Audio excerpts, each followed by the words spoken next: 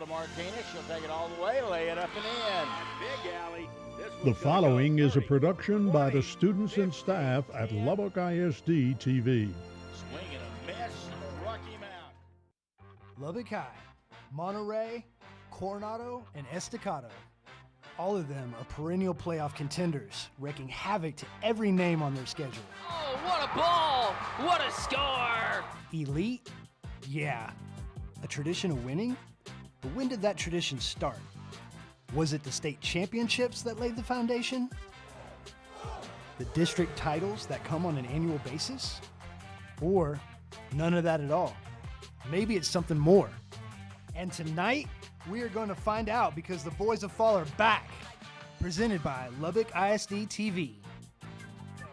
And with that, Lubbock ISD TV presents Matador Football. As tonight we have a matchup between two familiar foes, undefeated in 9th-ranked Estacado and the Lobos from Levelland. Not only is this the 43rd meeting, but it's a meeting with a whole lot of meaning. The Matadors look to stay red hot, while the Lobos look to stack on some success. Devin Ward here alongside Diego Molinar. He's a senior from Lubbock High. First time in the booth and with a headset on, and we're pumped to have you up here, man. Yeah, thanks for having me. I'm very excited to get into it. He is a guy that's cool, calm, and collected. He's not nervous at all, and I'm excited to see how he shines tonight under these Friday night lights. Now, the Matadors and the Lobos have played each other multiple times. Like I just said, this is the 43rd meeting. Of course, they played last year out in Levelland, and this is a story of two teams kind of on a different scope of how the season's going. Undefeated 3-0. The Matadors look pretty good, but they have some names that they need to look out for on the Levelland side of things because they have some talent. They just picked up a big win against Lubbock High just this past week, and it starts with their quarterback, Boston Winfield. Yes, the 6-foot senior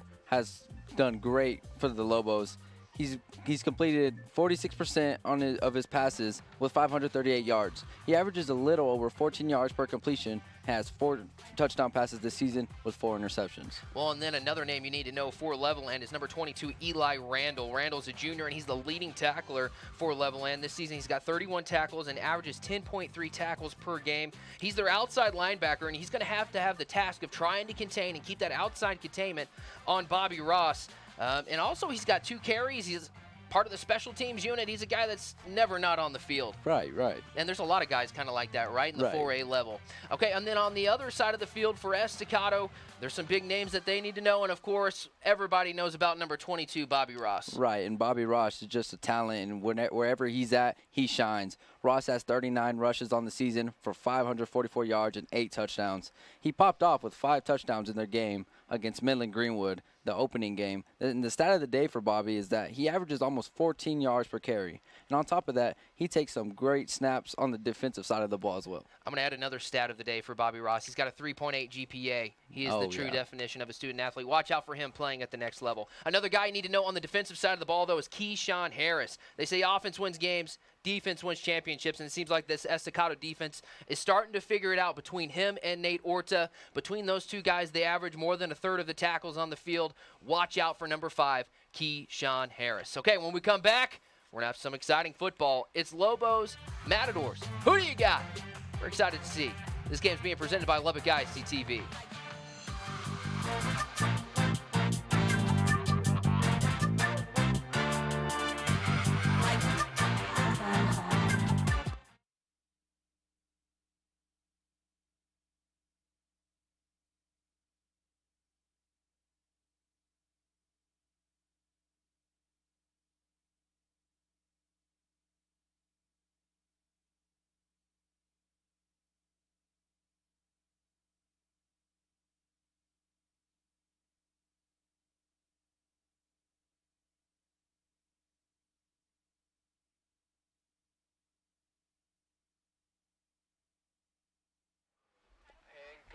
Welcome back to Lowry Field at Plains Capital Park. Devin Ward here alongside Diego Molinar and the entire Lubbock ISD TV crew. We thank you for tuning in to tonight. Big-time matchup, Diego. 43rd all-time meeting. The Levelland Lobos and the Matadors have had a long history of playing each other. And the Matadors own the record against the Lobos, 33-8-1. In fact, the first time these two teams played was back in 1968. The Matadors won that game 69-0. And eventually they would go on to win the state championship later on that year. That's quite impressive. But as we hear here on the PA announcer, it's football time here in Texas as we're moments away from kickoff. Diego feels good to be up here as that ball is bounced and caught. Has a lot of space in front of him and will be tackled at about the 32-yard line. Hey, our sideline reporter Jonas caught up with Coach Blaylock moments before pregame. We're going to hear what he had to say. Jonas, take it away. Hello, Coach. So this is obviously a big game. It's homecoming. What's the mindset of your players going into this? Oh, man, it's just a big game because it's the one we're playing this week. You know, it's good. It's homecoming. You got people that have come into town, alumni are here. And, you know, you always want to defend your home turf. We've been on the road for the last 2 weeks. But the guys are focused. They're locked in. They're getting to break out black uniforms tonight, and they got their decals, and they're just ready to go have some fun. Yes, sir. Now, you're ranked 9th in the state. That puts a huge target on your back. What's something that we should look out for Levelland, or any facts that we may need to know? I mean, you know, hats off to Coach Leon. He runs a great program. You know, we're expecting any and everything. We understand with rankings and all that may put more pressure on some people, but we don't really look at it that way. You know, we're the same team we were last week. We're just trying to grow and get better every day, but we know Levelland is well coached. They're going to be where they're supposed to be, and we're trying to anticipate any wrinkle that could possibly come out because they don't have anything to lose. You know, the pressure is on us, of course, but we understand we're playing a quality opponent, and we got to execute. Okay. Thank you, Coach Blaylock. Back to you, Ward. All right, thanks so much, Coach and Jonas, for the great interview pregame. Of course, Diego, moments ago, we just saw one play move the chains for Bobby Ross, and then a pass there from TJ Johnson to Cedric Ross. They're featuring both of the Ross brothers here early, and you like to see that. Right, and you see both of the Ross brothers playing different positions. Cedric Ross is listed here as a utility player, and he can play running back, receiver, put him anywhere. He's a great athlete on the field. He has that explosive speed, Diego, that you can't coach, right? It's one of those things that he's got those afterburners that, man, you can't catch him. But we're already in Lobo territory, and it's going to be a keeper there for TJ Johnson. D. Green out front blocking for him. Johnson's going to get to the 20-yard line and be tackled down at about the 18-yard line. Great run there, 23 yards on the carry. Right, and it looks like there's been a flag thrown right there where D. Green was blocking. Look to see what the referee has to say here. Right, we're going to be hearing from our officiating crew here tonight.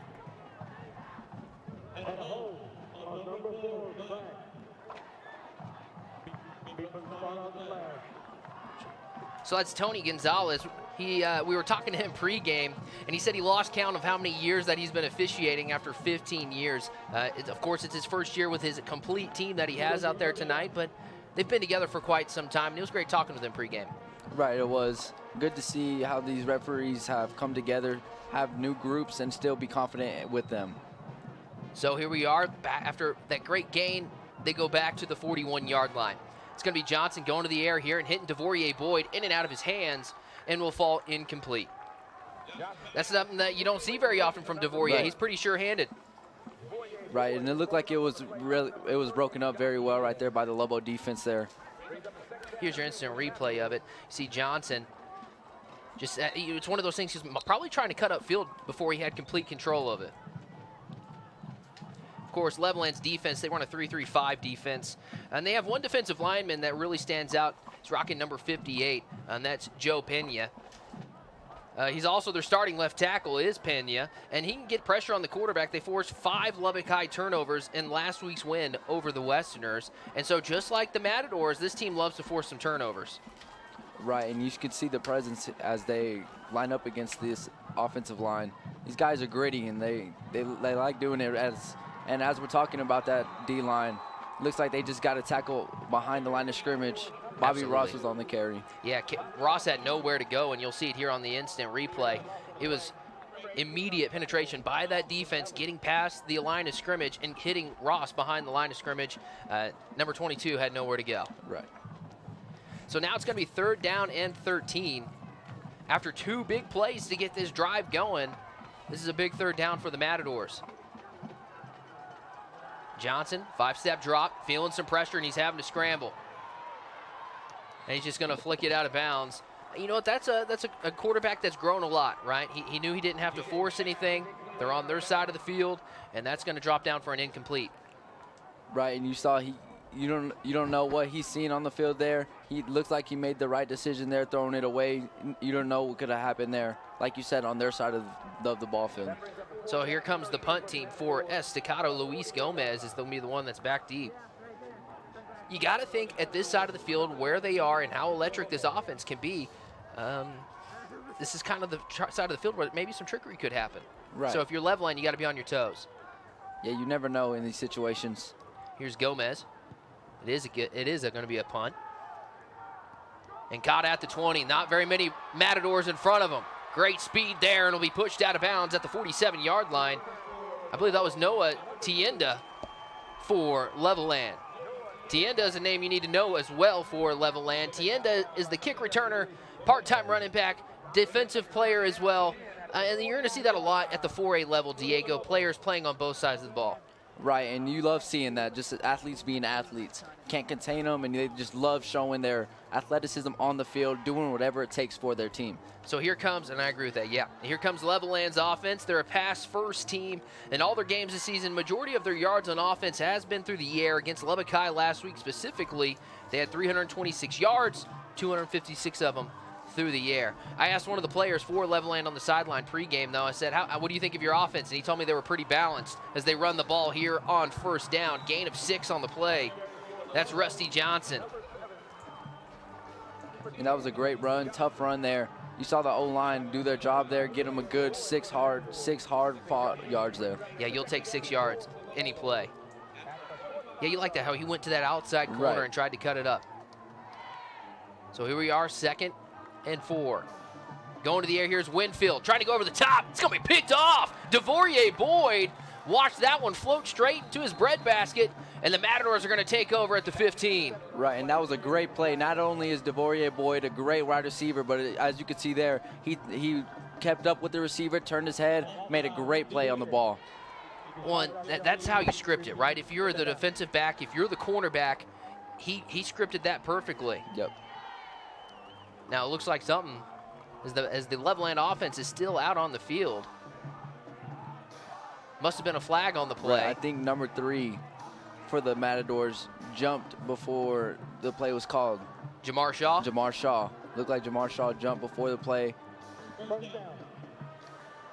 So it's going to be first down. Instead of an interception by DeVorier Boyd, the penalty is going to move the chains. And if you're Winfield for Levelland, you got to flush that. You can't think, I just threw an interception.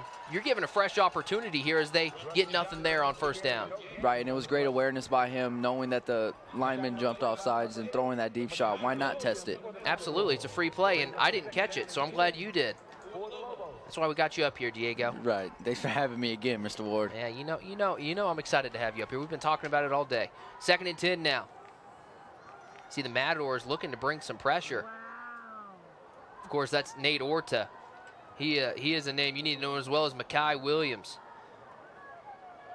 Between him, Shaw, and of course the other player that we previewed tonight, Keyshawn Harris, they are the guys that you need to know on this defense. They can fly around, they make a lot of tackles, and there's going to be a pre-snap penalty. Oh, it's going to be a timeout rather than a pre-snap penalty. Timeout.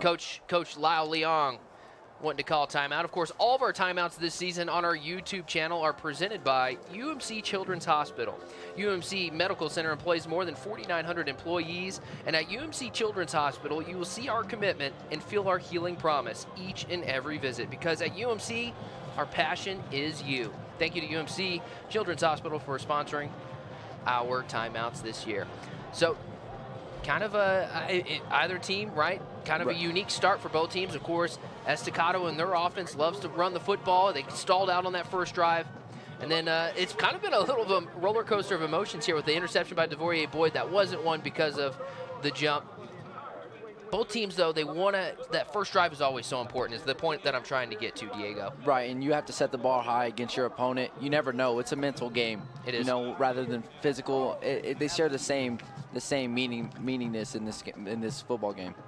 See a lot of the Matadors moving around on that defensive side of the ball. Here's Winfield looking to his right all the way, and it's going to be caught. Is it enough for the first down? It's going to come down to the spot with the reception for the Lobos is Jaden Flores. Flores is a senior, and he picks up the first down. That was a great pass by the quarterback there. He saw what he wanted, and it was open right away. Absolutely, and it's those slant routes, right? That's money as long as you hit them right at that perfect timing, and Winfield did. Great read right there by Winfield.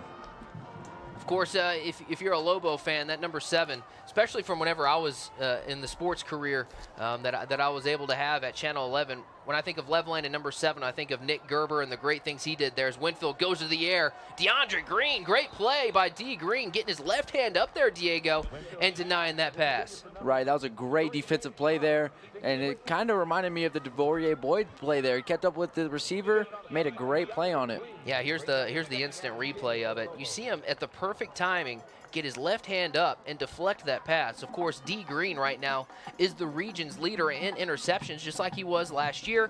Currently, he's got 3 on the season. And he's a big reason why Estacado's defense is so highly talked of. He just makes plays, and he's an athlete. That burst of speed that he gets just makes a difference in a ball game like this. Athletes making plays, that's for sure. 2nd and 10. Winfield takes the snap. It's going to be a wheel route. Green coming in, taking the hit, and he's going to do the big thing. That's the right play right there. He could have made a huge, big explosion hit, but he took his time, planted his feet, and made the proper tackle. Right, and that's just such a technique tackle there, as you see on the instant replay. Lowered his body there, tackled him low. Great play there, and he also read it right off of the quarterback's eyes and hand. Great play there by number 4 there. That's DeAndre Green, D. Green. D. Green. Doing his thing. Well, you know, that in football, right, and probably 4 or 5 to 10 years ago, right, you would think that the defensive back is there going to blow up the receiver. D. Green did the right thing on proper form tackling, and once again, there he is again. Great play there. Read it right off the bat again. He saw the receiver move inside, so we went straight with him. And that's a risky play sometimes, but he countered on that. Great right there. Technique tackle. Great drive for this young man. That is the D. Green drive. Right. And now he's going to go back and see if he can catch a punt. That's great stuff there by the Estacado senior cornerback and former Lubbock ISD TV student. His sophomore year, he was in our program. Nice. It's awesome seeing former Lubbock ISD alum. Oh, and a rough snap there. And it looked like there was going to be a holding on Levelland, but the official kept the flag in his pocket, and the ball is going to be down at about the 1-yard line. Great punt for Levelland.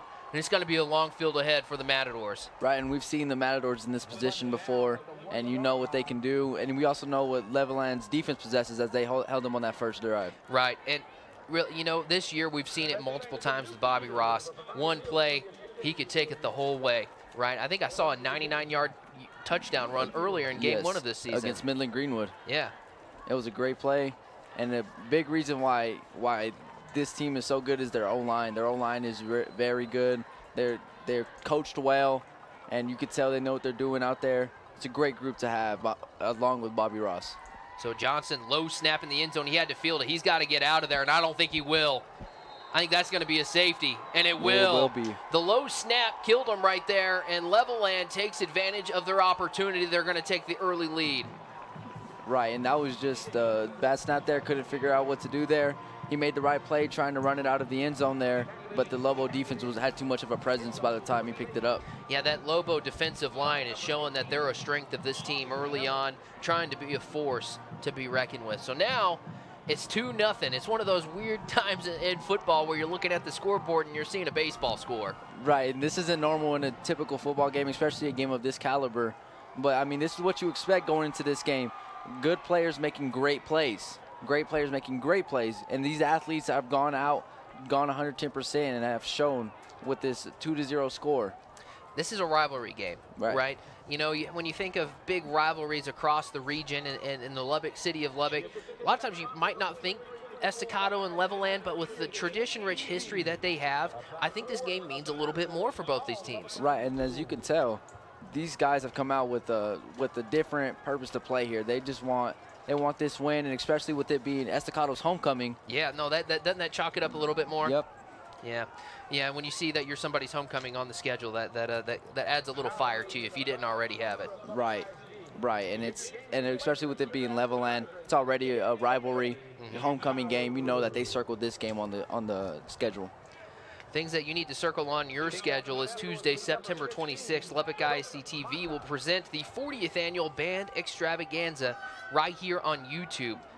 The bands will start marching at 7 o'clock, and you want to make sure that you tune in or come out to the stadium for that. We'll dive in more into that later on into the program, but that's something that I want to highlight a lot because, man, Diego, that is a fun night with over 1,200 band students from across our district coming and performing. Right, and it's awesome to see the band because they have such a presence, especially here at Friday Night Lights. Yeah. They have such a presence here. There's not a time where you do not hear the band, as that's a great tackle on the return. Oh, man, yeah, what a great tackle by number 26, Devontae Robinson. He wrapped him up, took him down, and there was no way that Lobo was getting out of that tackle. No way. Great fundamental right there. That's what you want to see as a coach there. It was like a big bear hug and takedown. Right. So back comes Winfield in this Levelland offense. See Coach Lau Leong on the opposite end talking to the lines judge for this officiating crew tonight. Of course, Coach Leong, I believe he's in his 3rd season now. I need to check my stats on that. Yes, I know he's 3rd season, and he is a former Red Raider, so a lot of people in this area know the name Lau Leong, and I know Mr. Edgar in our truck knows him because he went to Abilene High. Oh, wow, that's awesome to know. And I personally didn't know Lau Leong was a tech receiver until you told me pregame. And that's great to hear that local guys are coming back to coach local teams. Absolutely. We're hearing from our officiating crew right now. All right. So there you go. Yeah, absolutely. He was the receiver when Taylor Potts was there. And, yeah, he was one of the home run threats for the Red Raiders back in the day. And they're looking to have a home run threat right here on this drive for Levelland. Wouldn't it be nice, whoever gets in the end zone first, of course, obviously 2 points on the board means the Lobo struck first, but with that safety coming into play, if they score here, that makes it a 2-possession game, yes, which is great in this type of ball game. Absolutely. First carry there for the Lobos is Jake Potter. Potter, a freshman on this team. A lot of young talent on this Levelland team. When you're looking at the roster here, Diego, you see a lot of 11s, a lot of 10s, a few 9s scattered in there, but not a lot of 12s, right? Not a lot of seniors. And so this Levelland team is still young, and they have a lot of potential in the future. Right, a lot of potential, and that's good. As a head coach and as assistant coaches, you have something to look forward to next year. Well, you have guys stepping up as well. Yeah, but coaches are thinking about this year, right? They never think about next year. They're living in the moment. And so here's Winfield, the slant, in and out of the hands. Nate Orta popped the receiver right there. Jeffrey Cisneros kind of had it in his hands there. But when you see number 0 standing there across the middle, I'd be a little intimidated. Yeah, I would be too. And as a receiver, you know when you go across the middle, you're going to be face-to-face with the linebacker. So it's just your job to secure the ball. And on that play, Nate Orta made a great play on it. He was still trying to secure the ball, and he just made a great play there. Orta is one of those guys that's just one of the leaders on this team, and it's been dating back to last season. He had a great junior campaign, and right now he's having himself an outstanding senior season. Coming into tonight, he had 34 tackles, averaging about 11 per game. He's a guy that's all over the field. Speaking of a guy that's all over the field, great catch. Ben Alvarado, first down for the Lobos. That was a great catch right there. Had great concentration knowing that he was next to out of bounds, and that was a great concentration. Being able to keep himself in bounds and also securing the catch. Yeah, he had to lay out for that one right there. It was a great play all around. And I believe there's a timeout on the field. This one taken by the Matador defense. And of course, so that is a UMC Children's Hospital timeout. And we'll take a quick pause. How's that sound, Diego? You like that? Sound good. All right, we'll be back. It's 2-0 right now. We're watching a football game with a baseball score. The Lobos on top, and they're moving the ball down the field as they're in Matador territory. We'll be back with this and more right after this. What is Highlights? It's your weekly look at the innovative teaching, unique opportunities, fantastic community partners, and so much more happening in Lubbock ISD.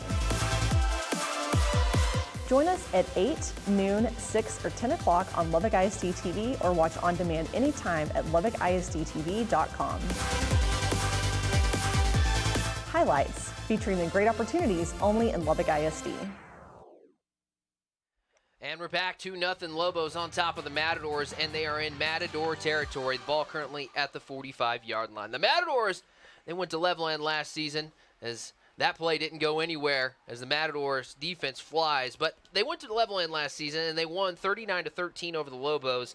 The Matadors had a dominant first half that led to that big win, and Bobby Rouse ran for 208 yards in the game. DJ Johnson almost 200 yards in the air on just 5 completions. And when you almost 5 completions, almost 200 yards, that's 40 yards per completion. But I think that's a recipe that they're going to want to go to tonight when they do have the ball, is get number 22, The Rock. Right, and speaking of Bobby Ross, he just made that tackle there, and it just shows that he's all around the field at all times. Yeah, he's got his hand in the dirt right now, playing some defensive line, and he's bull rushing right there. And he was the reason why he had the pressure, and Winfield wasn't able to complete that pass. Yeah, great effort there by Bobby Ross and the defensive line there, applying pressure early in the snap. Ross has half of a sack this year. I remember seeing that in the stat book as we were preparing for tonight. Of course, that means he shared, somebody else was there taking down the quarterback. Right, and that's what's good about this Estacado defense. It's not just always just one guy there. There's going to be, if one guy's dead, there might be another, and that's just what opposing quarterbacks have to deal with there. So here we are, 3rd and 10 from the 45. It's going to be a quick pass, trying to cut it back into the middle. Keyshawn Harris. He wasn't allowed to get a first down. He smothered the receiver. And of course, that was Jeffrey Cisneros. Right, and it was a great play call there. I like the idea of letting your sophomore get out into open coverage and just try and make a play on the ball. If I'm a Lobo receiver, I'm scared to run into the middle, though. You see all of those jerseys coming right at you, taking great pursuit angles, and every time we've seen a Lobo receiver go to the middle, they've gotten popped a little bit. No, you're right. But they're gaining positive yardage. Right. So here's the punt team for Levelland. Great stop there defensively for Estacado. And you'll see D. Green go up here and call for a fair catch. Of course, last time the ball rolled all the way down to the 1-yard line. So back comes DJ Johnson in this offense. I was going to talk about, how he's grown this season, and the low snap prevented me from it, but through 3 games this season, the Estacado offense has been kind of balanced, right, between passing and running. Of course, the leading charge for Estacado on offense is the 2-year letterman, DJ Johnson. Johnson averages 187 yards in the air, has tossed 7 touchdowns, and he can make some plays. I'm a big fan of him. He can run, he's elusive, but he's got it between the ears. And if you have a quarterback, you want them to be smart and football smart, and DJ Johnson is it. Right, and he keeps showing that. He keeps showing that he has the ability to make plays on the spot, and he has that switch in him. For example, here when he made that play, threw it away rather than throwing maybe an interception. Maybe you never know what can happen there. Right. Of course, that's Bobby Ross on that first carry, gaining about a couple of yards on the play, right? There was nothing there, but he made something out of it, and that's what he does really well. Right, Bobby is just an athlete on the field. He actually got he was actually a candidate for the Mr. Texas Award that first game against Midland Greenwood. And you wrote that in the sports segment. I remember that. Yeah. So by being nominated for that, I know you have to be voted to win that award. Is DeVorier Boyd? He's going to get enough for the first down. Going back to Mr. Texas, you got to be voted for it. And I'm not 100% sure if he was voted in to be able to go on to the next level, but that kind of tells you the kind of night he had, that the entire state of Texas, he made that top 10 list. He's a big-time athlete. Right, and he was recognized on that night, and he had 5 touchdowns there, and that's just a rare sight to see. Like on 15 carries, too. Right, it was really impressive. Speaking of Bobby Ross, they hand it to him here, and his legs just keep churning.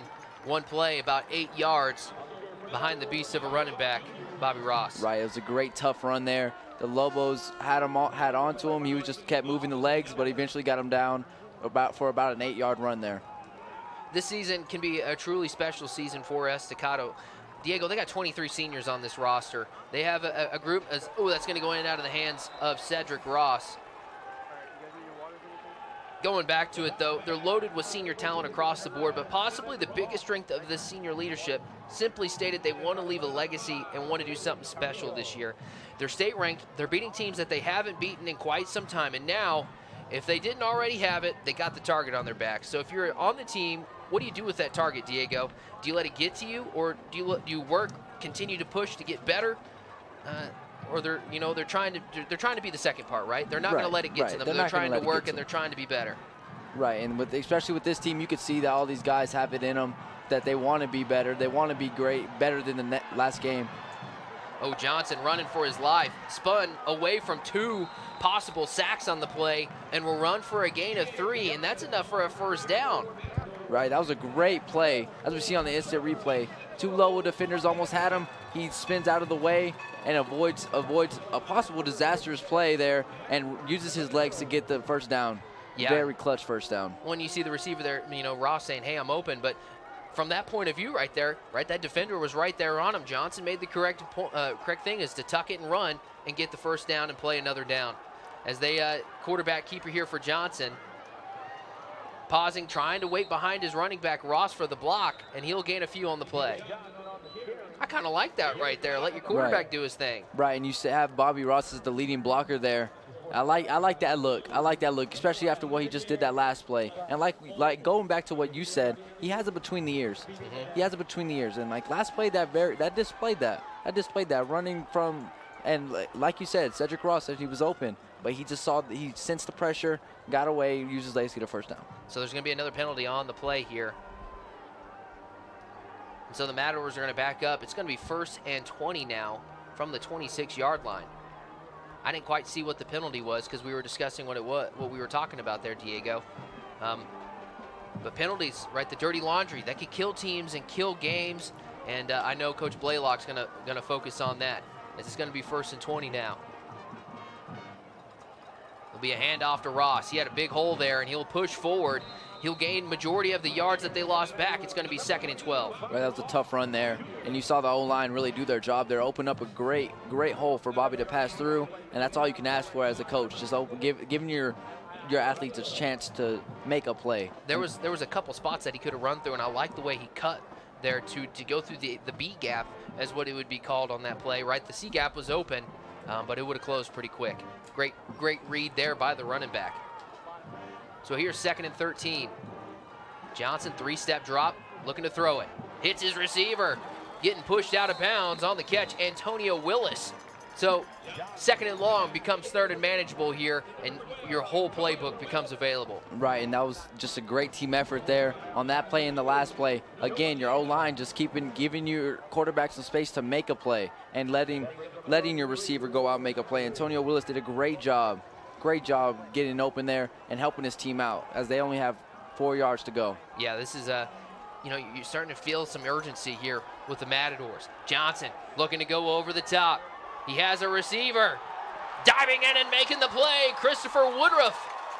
Wow, what a great play there. The quarterback trusted the receiver the whole way there, and he went out and made a play. Great play by number 16, Christian Woodruff. Couldn't have asked for a better athletic play there. Yeah, and that's one of those 50-50 balls, and that, like you exactly said, Diego, that's a quarterback trusting his receiver. I'm going to throw it up, you make the play, and he made the Lobos pay right there. Right, and it really shows how they are as a team. This team has trust, and like you said, they have a target on their back, but these guys know they have each other, so that's what they're going to build on. So here we are in the red zone for the first time tonight is the Matadors. Ross stiff-arming a guy, powering forward for a gain of about 4 or 5 on the play. This is the 3rd drive for Estacado tonight, and this is the first time in those 3 drives that the Matadors are really starting to cook here. Right, and they started back here on the 1-yard line, if I'm not mistaken. That was the drive before. That's when they had the safety. They started at about the 14-yard line. You're right. My mistake, but still, that's still very impressive, getting from the 14-yard line to almost the other 14-yard line, and it just shows that the trust that these guys have built. So here we are, 2nd down and 8 from the 16. A few seconds to go here in the first quarter. Johnson surveying and feeling some pressure now.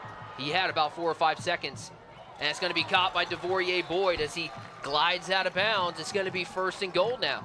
Right, and it's another representation of great concentration there, and knowing where you're at, knowing your surroundings, and having great awareness, as we see on the replay. Makes a great play, stays in bounds, secures the ball.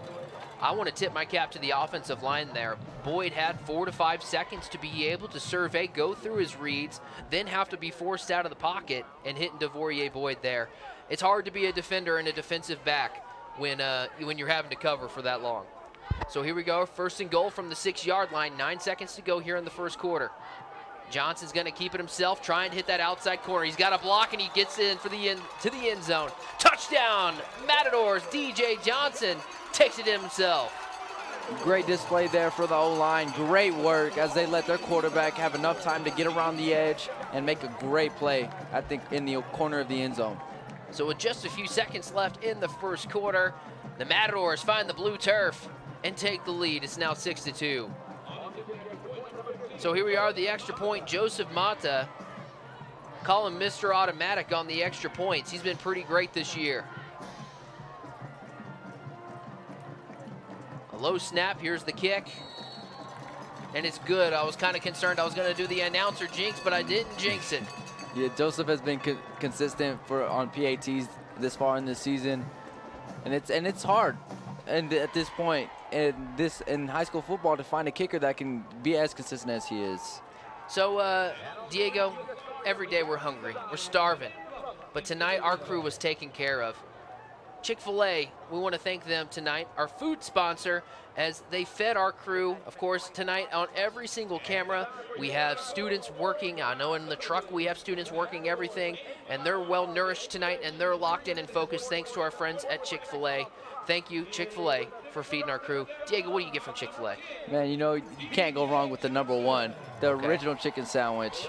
And, you know, it's just, you got to have, and there's a variety of sauces. I was about to say, what sauce? Chick-fil-A sauce. Yeah. Chick-fil-A sauce. That's the obvious. And you, what's your order there? The #2, large. Okay. You know, I've gained a few lbs, you know, and it's because I got to go large. Right. And are you more of a shake guy? Because they have great shakes there. No, dude, their sweet tea is elite. Oh, there it is. There it is. Love to hear it. It is. Yeah, I'm getting a thumbs up all around. Yep. Yeah, sweet tea. All right, 4 seconds to go. Matadors on top of Levelland. If I would have told you, Diego, that both teams in total would have 5 offensive drives and the score would be 7-2, I don't know if I'd believe you, man. Right, and it's the same here. But that tells you the defense has been showing up tonight. Right, and like we said, it's a rivalry game. You know, these guys have this game marked as. Well, and there's going to be a flag on the play. Mata, when he was kicking it, he slipped.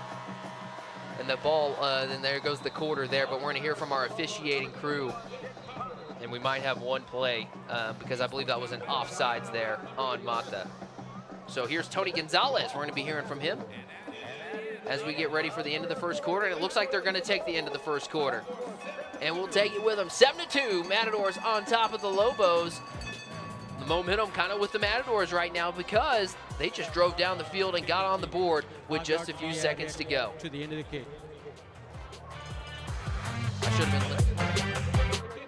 My name is Emma. My name is Lily. My name is Henry. And I'm one of the many Lubbock ISD TV students. Learning professional broadcast skills right now. But we also do a lot more. We have many student-produced shows that allow us to grow our video storytelling, producing, and hosting skills. You can check out our work at any time at LubbockISDTV.com. Or follow us on your favorite social media platform. We're on Facebook, Twitter, or X, or whatever they call it. Whatever they call it nowadays. Instagram, and don't forget Threads.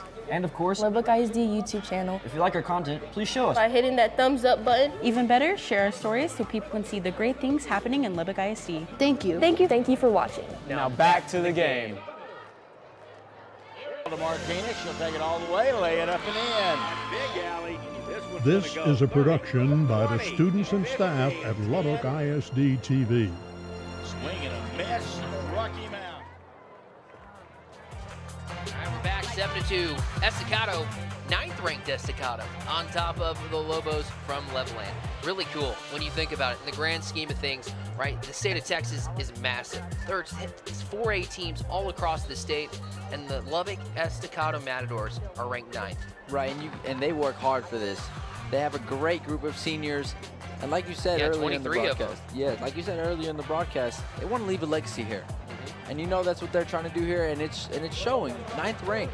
Yeah. 9th ranked. That's very impressive. But at the end of the day, when you say that, it's only week 4 of the season. As I say that, rather, it's only week 4 of the season, and so it's like, what have you done, right? You got to keep that mentality. If you're Estacado, it's like, okay, so what?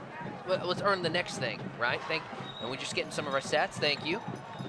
So in the first quarter, Estacado had 8 first downs and a total of 129 yards compared to Levelland's 28 yards. It's a big difference right there. And you see, big difference. Yeah, and it comes in total plays, it's 18 for Estacado compared to 12 for Levelland. Time of possession, right at the same. And so that tells you how locked down defensively this Matador defense has been. Right, and it's just a great group effort here on the defense. And you could tell that these group of guys trust each other, and they would go to war for each other as these guys keep building and keep building. Here's a handoff on second down and going nowhere. Great stuff by the Matador defense. And speaking of them, they give up on average 320 yards per game, but they have a ton to be proud of. They outscored their offense last week, in fact, and how they did that was by the turnovers. There was multiple pick sixes. There was a turnover in the end zone off of a punt. And so I thought that was an impressive stat to see. What really stands out, though, is their growth from week 1 to week 2 and week 3. Against Midland Greenwood, the defense gave up 51 points. And I remember talking to the coaches post-game, Diego, and them being upset. So here we go. Third down, Winfield trying to go over the top. Great defense as they tip that ball away in and out of the hands of Davian Torres. Hey, I hear we have a sideline report. Yeah, I can't hear you. We have a sideline report with our good friend Jonas. Jonas, take it away. Hello, I'm Jonas Ormond, and I'm here with Miss Erin Gregg, the lead of the communications department for LASD TV. So what's the connections between the communications department and football? Well, we have a great connection because, one, we support the football programs by taking photos and supporting all their activities. We're here at the football games, and actually a program I host on LASD TV Highlights runs during halftime during our broadcasts. So, Ms. Gregg, how are you feeling about the current situation that we're in with the current score? Well, the energy here at the stadium is incredible, and it's homecoming, so that's exciting. But also, I mean, the team is doing well. It's still early in the game, but, I mean, we're hoping for a win, obviously. So very exciting night. Well, thank you, Miss Erin Gregg. We're going to go back to you, Mr. Ward. All right, thanks so much, Jonas. If we could, in a few minutes, I'd love to hear from her about Band Extravaganza. I know she plays a big part on Band Extravaganza, and I'd love to hear from that. And, of course, we'll have more on that coming up at halftime. So 1st and 10, ball at the 36-yard line. And here comes this Estacado offense. It's going to be a play action. Cedric Ross, great block out in front, and he sees a lot of green in front of him. He's going to be pushed out of bounds at the 39-yard line. Love that play, getting your playmakers out in open space. Right, and it was that burst of speed that made the difference for Cedric Ross. He just got open on the sideline, made a great play on it. You know, moments ago I gave you stats for the Estacado defense. Let's look at some of the offensive stats. In the first 3 games, the Matadors averaged 466 yards of total offense. In total, they've had 1,400 yards, 839 on the ground, while 561 in the air. And they're looking to go to the air here, trying to go over the top to Cedric, and that's going to be a pass interference. As you saw there, Cedric was trying to come back and make a play. And that's a great call by the officiating crew. You can tell that these guys are comfortable being around each other. It's just great display here. Yeah, and you'll see it on the instant replay whenever we have it in just a moment. Ross was trying to cut back, and the defender was all up in his face, and he couldn't come back, and that's what caused the interference. Let's hear from Tony. Had pass interference on defense, be 15 yards from the line of scrimmage, automatic first down. All right, automatic first down.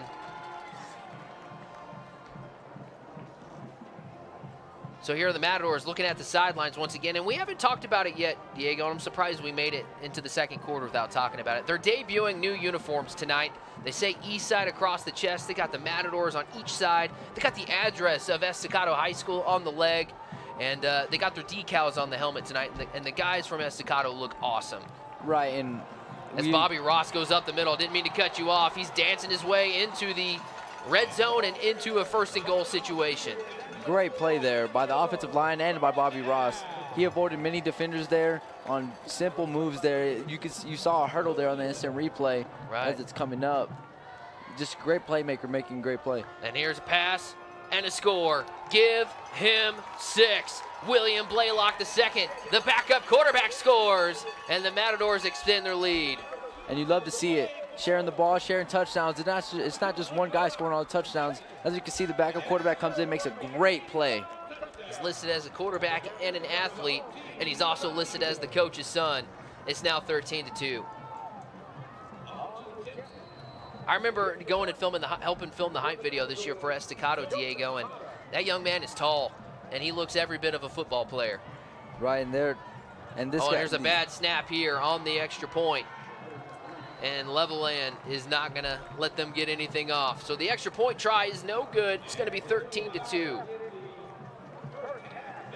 I do want to say, make sure you like, subscribe, and do all the things on our YouTube channel. We're so grateful for everybody that's tuning in tonight to watch this big Class 4A battle on the Lubbock ISD YouTube channel. It's a great free platform, right? We're not having to pay to watch any sports. It's beautiful. Right, and you get to see students produce this, and students are on the cameras, and I'm up here with Mr. Ward. You're the man, Diego. This is a great experience for me. I'm having a blast up here.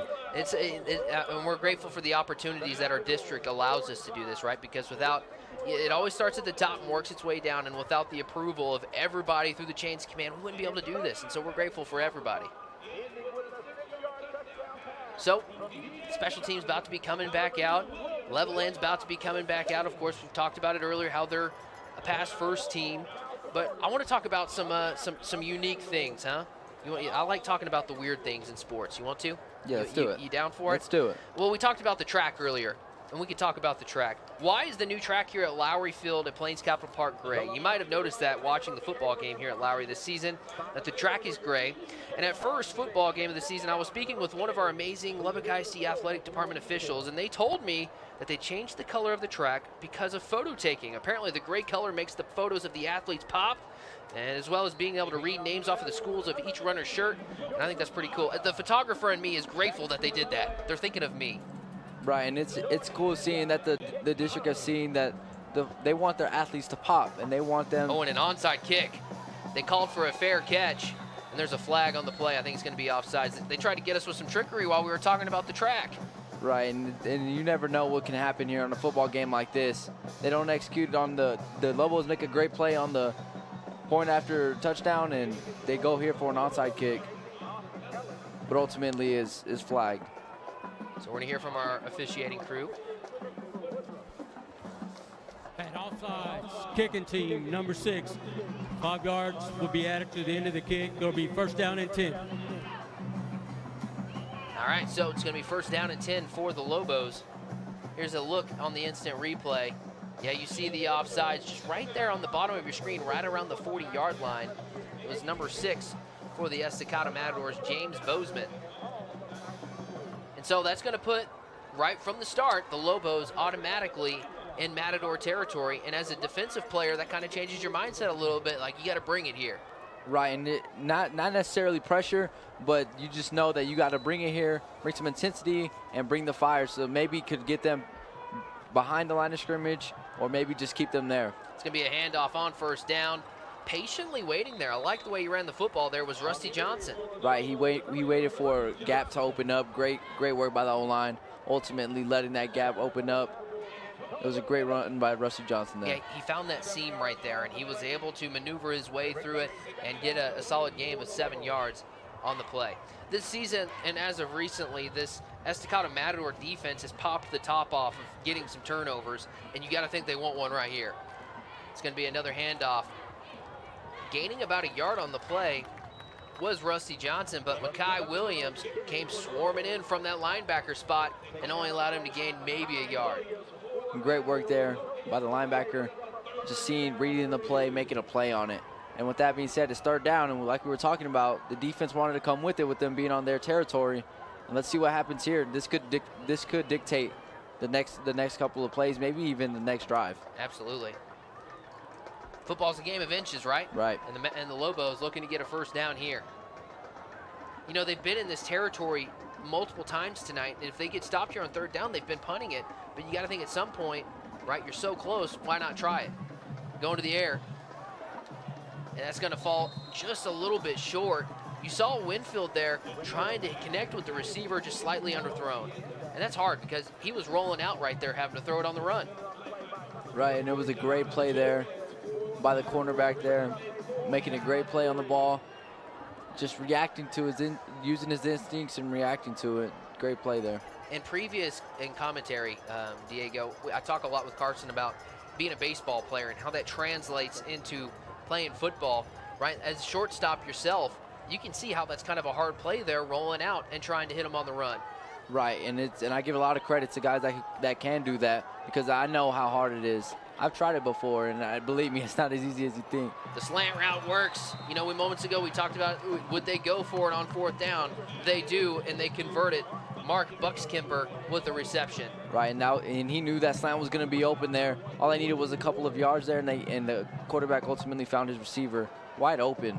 And like we said, they've been going over the middle lately, and the defense has been a great presence over the middle. Yeah, and they're playing some man coverage over here across the board, Estacado is. They want to see the Lobo receivers beat their cornerbacks before they change anything up. Right, and I don't. And here's a run. A lot of green space in front of him. DeVorier Boyd going and tackling low on the carry for the Lobos is Jake Potter. That was a great run there by Jake Potter. He saw it, he went for it. He went for it, and he had a burst of speed there, giving him the ability to get around the D line. Well, and he got enough for a 1st down there, so they moved the chains. They're getting close to the red zone. And if you watch Hard Knocks, they call it the gold zone at the New York Jets. So here we are, 1st and 10, 8 minutes to go in the 1st half. Another handoff. You see the linebackers there for Estacado, Jamar Shaw, coming off that edge there, and he's a defensive lineman, but he made him go back inside, and that's where all the reinforcements were for Estacado. Right, we talk about the linebackers over the middle. Nate Orta, he's a great presence there, and he ultimately comes in, and he makes a great play. He's a great leader there. I like that from Shaw, right? You know, as a defensive coach, you're always talking about keeping that outside containment. Make them run back into the containment area because that's where your guys are. And tip your cap to Shaw right there. He made the Lobo cut back inside, and that's where the Matadors were. But it's 2nd and 5. They got a solid gain on that play. Some pre-snap movement. Going to the air is Winfield. Caught at about the 10-yard line. Move the chains. The Lobos, it's going to be 1st and goal. Great play there over the middle, knowing you're going to get hit and being able to secure the ball there. Control yourself, secure the ball, and make a great play for your team. I like the throw there from Winfield because it was low and only his receiver could get it. That's good ball placement there by the sophomore quarterback. And I believe there's a timeout on the field, trying to see who took the timeout. And it's the Matadors. So they got 1 timeout remaining. Of course, all of our timeouts this season are presented by UMC Children's Hospital. We're so grateful for them sponsoring our timeouts. Of course, if you want to sponsor Lubbock ISD TV and be a part of our broadcast, we'll have some videos that will play during our commercial breaks. But of course, UMC was the first pediatric hospital in the region. UMC Children's has led the way in providing state-of-the-art care and comprehensive services for our local children. We're so grateful for them. Have you ever had to go to UMC Children's Hospital before? Yes, and they took great care of me at the UMC Children's Hospital there. Couldn't have asked for a better hospital there, better team. Yeah, they took care of my children as well. And so grateful for them and grateful for them taking care of us at Lubbock ISD TV. 7:05 to go, and the Lobos are driving. They're starting to feel some confidence and feel some swagger on that offensive end. And if you're a Lobo fan, you're loving to see it. And it looks like they're not just favoring the pass or the run. It looks like they're mixing everything in. They're trusting their O-line when they do have to run and pass. And it looks like they're going to more of the quicker routes like the slant over the middle. And it looks like when they're running, they like their running backs to get to the outside. That's where they have the best yardage there. So here we are, 1st and goal. It's going to be a handoff. Trying to go up the middle between the tackles was Rusty Johnson. He'll gain a few on the play, but will be tackled down. It's homecoming night tonight for the Matadors. We've seen a lot of cool mums and garters down there. We saw one young lady, Diego, with one of those mums that you're just like, how are you wearing that? Right. It's so big. It had like 3 different flowers on it. But there's nothing that beats high school football and homecoming in the atmosphere. Especially in Texas. You know, like they say everything's bigger in Texas, and I believe it. I wouldn't want to be anywhere else on a Friday night. And I'm glad you're here. Here's some pre-snap movement. Winfield will hand it off, and Johnson had nowhere to go. Keyshawn Harris swallowed him up and took him down. 2nd and 5 is going to be 3rd and about 9. Great play, great athletic play, reading the defense and reading the line as well. So we're going to take a look here. He just comes in untouched and just makes a great play and helps his team out. He made the right read too, right? He took down the running back. He knew the running back had the ball. And when I said 3rd and 9, it's going to be 3rd and 11. And this changes the whole playbook for Levelland here, right? Because they were in the spot where it was more of a run situation, but with now the amount of field that they have in front of them, they can throw the football. And this is also a crucial down here with it being third down. Oh, and there's 4 wide receivers here on the left side. Winfield going to the right side. Oh, almost intercepted by DeAndre Green. In and out of his hands, and it's going to be 4th down. That was a great play there. Stretched out to try and make the play. Ultimately couldn't come down with it, but still a great play to help your team stay in it, and that causes the 4th down. You know, they had 4 wide receivers lined up on that left side, and he went to the right side. A lot of times, football's a game of deception, and that had my eyes on that side of the field, and it worked, right? Because it made the defense think about it. Yes, it did indeed work there. And you never know. It's a mental game. It's a mental game. I believe there was a penalty on the play because they just moved the yard marker to the 3-yard line, and it now has a 1 on it. So it's going to be 1st and goal after a penalty. That changes everything.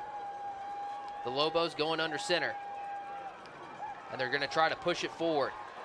This is where the weight room comes into play, Diego, as the Matadors continue to battle, and Winfield will not get in there. And they try to QB sneak there on the 3-yard line. It's a risky play, but ultimately went for it. And like you said, the weight room comes into play there as the Matadors took him down right around the 2-yard line. Yeah, it's a gain of about nothing on that play. It's going to be 2nd down. Here's a great look at the instant replay. You see all the Matadors, right? They get up there, they start pushing, and they weren't going to allow Levelland to score there. Great camera angle from our camera crew. Of course, every camera is a Lubbock ISD TV student. Cannot rave about that enough. Super proud of all of our students that are here tonight.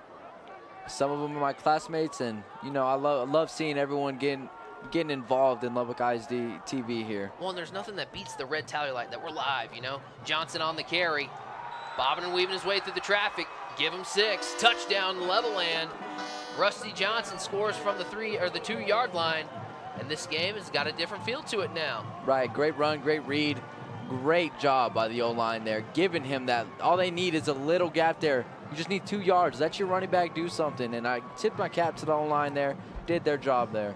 Rusty Johnson listed as a quarterback and a linebacker, and you can see that his size there, right? He's built to run through the tackles and run between the tackles, and he did there, putting 6 up on the board. It's now 13-8.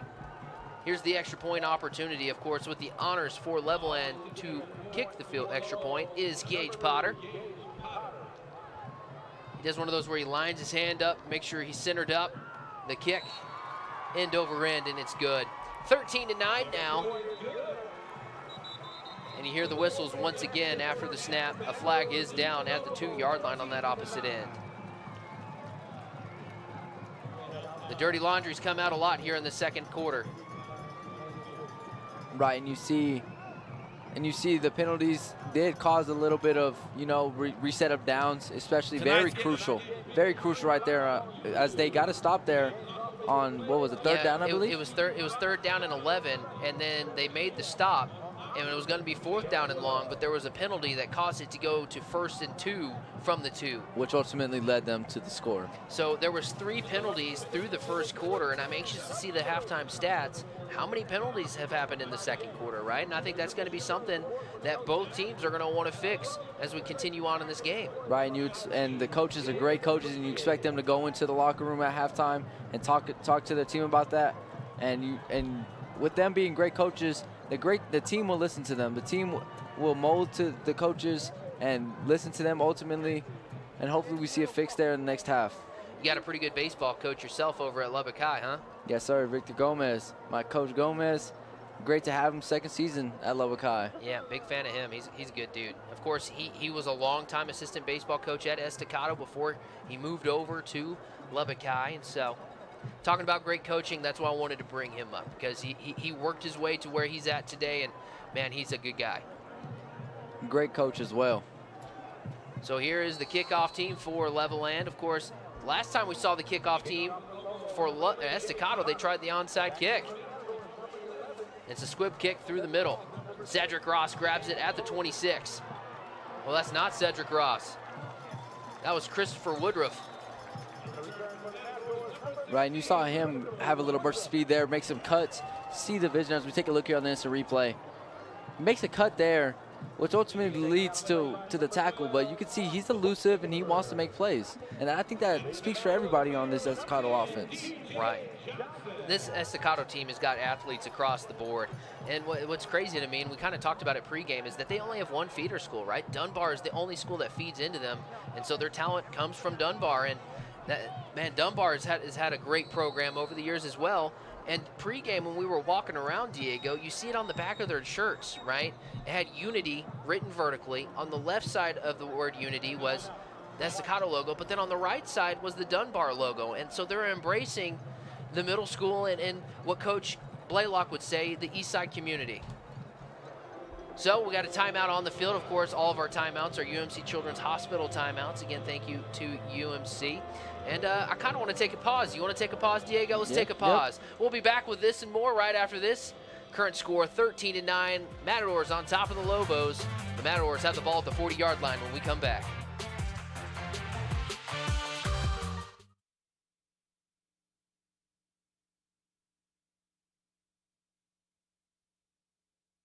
We have the opportunity to work with professional equipment during our high school sports coverage. Learning skills that have allowed many of our students to work college sporting events with professional networks. If you appreciate our coverage, we hope you'll consider one of our sponsorship opportunities. Your support will help our program continue to grow, providing funds that allow us to learn using the latest broadcast and streaming technologies. If you'd like to support us, Contact Kenneth Dixon with the information on your screen. and thank you for watching.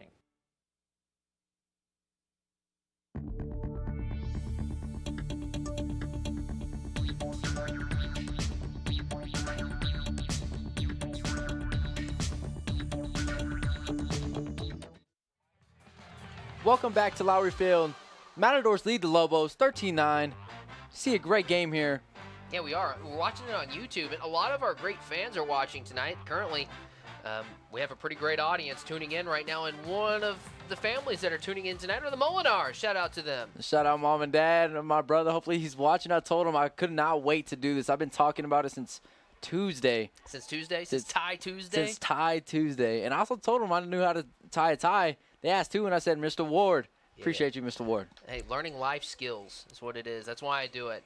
Because down the road, 40 years down the line, you might have a job interview somewhere, and you're gonna be like, Mr. Ward taught me how to tie this tie. You know, that's what you know, it'd mean the world to me, right? If that happened to you. So, it looks like another penalty here on Estacado. And these are very, very crucial here. Penalties could lose a game easily, or it could win a game for a team. You know, so it's just try to eliminate them. You know, that's what the team's going for, and I imagine that's what Coach is going to be talking about during halftime. You know, penalties, it's you're shooting yourself in the foot, right? And you don't want to do that, especially in a game like this where both teams, this means something to them. It's a rivalry game, and naturally, because you're ranked, oh, man, that was some breakaway speed and almost to the house. Cedric Ross upset with himself because he was tripped up right there, and he could have been gone. Right, and some of them call it a shoelace tackle. I call it a tackle. You stop the guy from scoring there. Great play by the defense there. Also a great play by Cedric Ross using his speed to get out into the open field.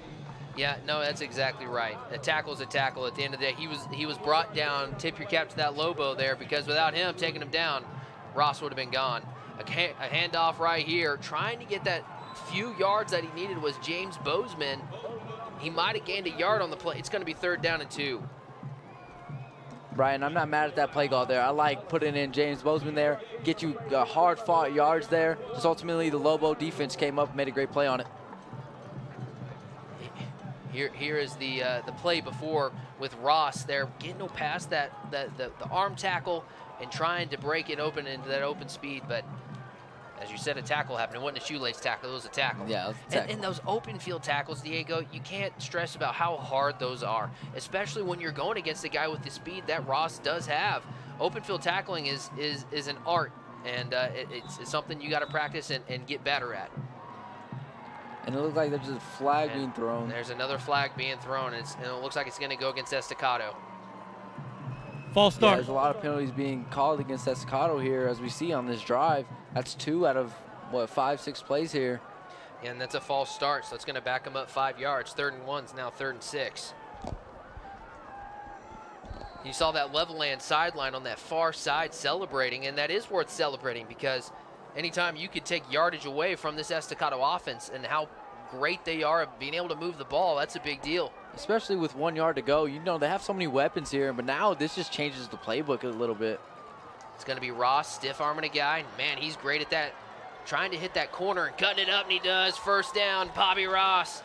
You know what, he looks like Derrick Henry sometimes, the way he can stiff-arm defenders, hit that corner, and just run over people. You know, there is some similarities there. Right, I see him all the way. I see it. He uses everything. He's got the speed, he's got the size, he's got the strength, and he's got the stiff arm. I love that comparison there. The stiff arm is, you don't want to be that defender. When you see 22 getting his hand out, oh, that he's going to think about that one tomorrow. Yep, for sure. See that on tape. Don't want to see that one. Yeah, because you know all of them are watching the tape. Right. Every last one of them. So here we are, 1st and 10 from the 47. And there's going to be another pre-snap penalty. See the Matadors rotating people in and out, in and out. I'm looking at the stands tonight, and Diego, there is a buzz in the air for this Estacado football team. Look at this crowd. This is absolutely amazing. Yes, for sure. It's definitely a presence for the crowd here, especially with it being homecoming. It means something different to these fans. Like, they know how important it is. And you see everyone with their mums, with their dates, with their friends, just having a great time on a Friday night. And they're watching the 9th-ranked team in the state of Texas, too. There's a buzz with this Estacado team. And you see people with homemade shirts, right? It says Grandpa and Grandma down there. That's awesome. Love to see it, man. Truly do love to see it. Love to see it. Handoff to Bobby Ross. He's got a great opening there. He's going to hit the sideline, and he'll be tumbled down. Once again, it was one of those things. If he could break away from that last one, he's gone. Right, and the Lobo defense has done a great job preventing that from happening, getting that last guy there. And you'd imagine their game plan here is stop Bobby Ross. Great playmaker, but if you stop Bobby Ross, you got to worry about other people. And that's what's great about this Estacado offense. Yeah, they have weapons everywhere. Everywhere. DJ Johnson going to the air, caught. Ooh, in and out of the hands. Great hit there by Gage Potter to get the ball out of the hands of the Estacado receiver. I believe that was, I'm looking to see, they say DeVorier Boyd, but it looks like number 2 out there. Right, and that was William Blaylock. Yeah, that's number 2. Yeah, it was number 2, William Blaylock. Just the defender made a great play on it. Hit him right there. He looked like he secured the ball there. Ultimately, just couldn't secure it there. Defender made a great play on it. Yeah, that's picture perfect right there. It's going to be a handoff to Bobby Ross. A great cut in. Continuing to continue to get more yards. Yards after contact is a stat that I wish I could learn how to keep up with, because these guys are really good about getting past that first initial contact and getting more yardage.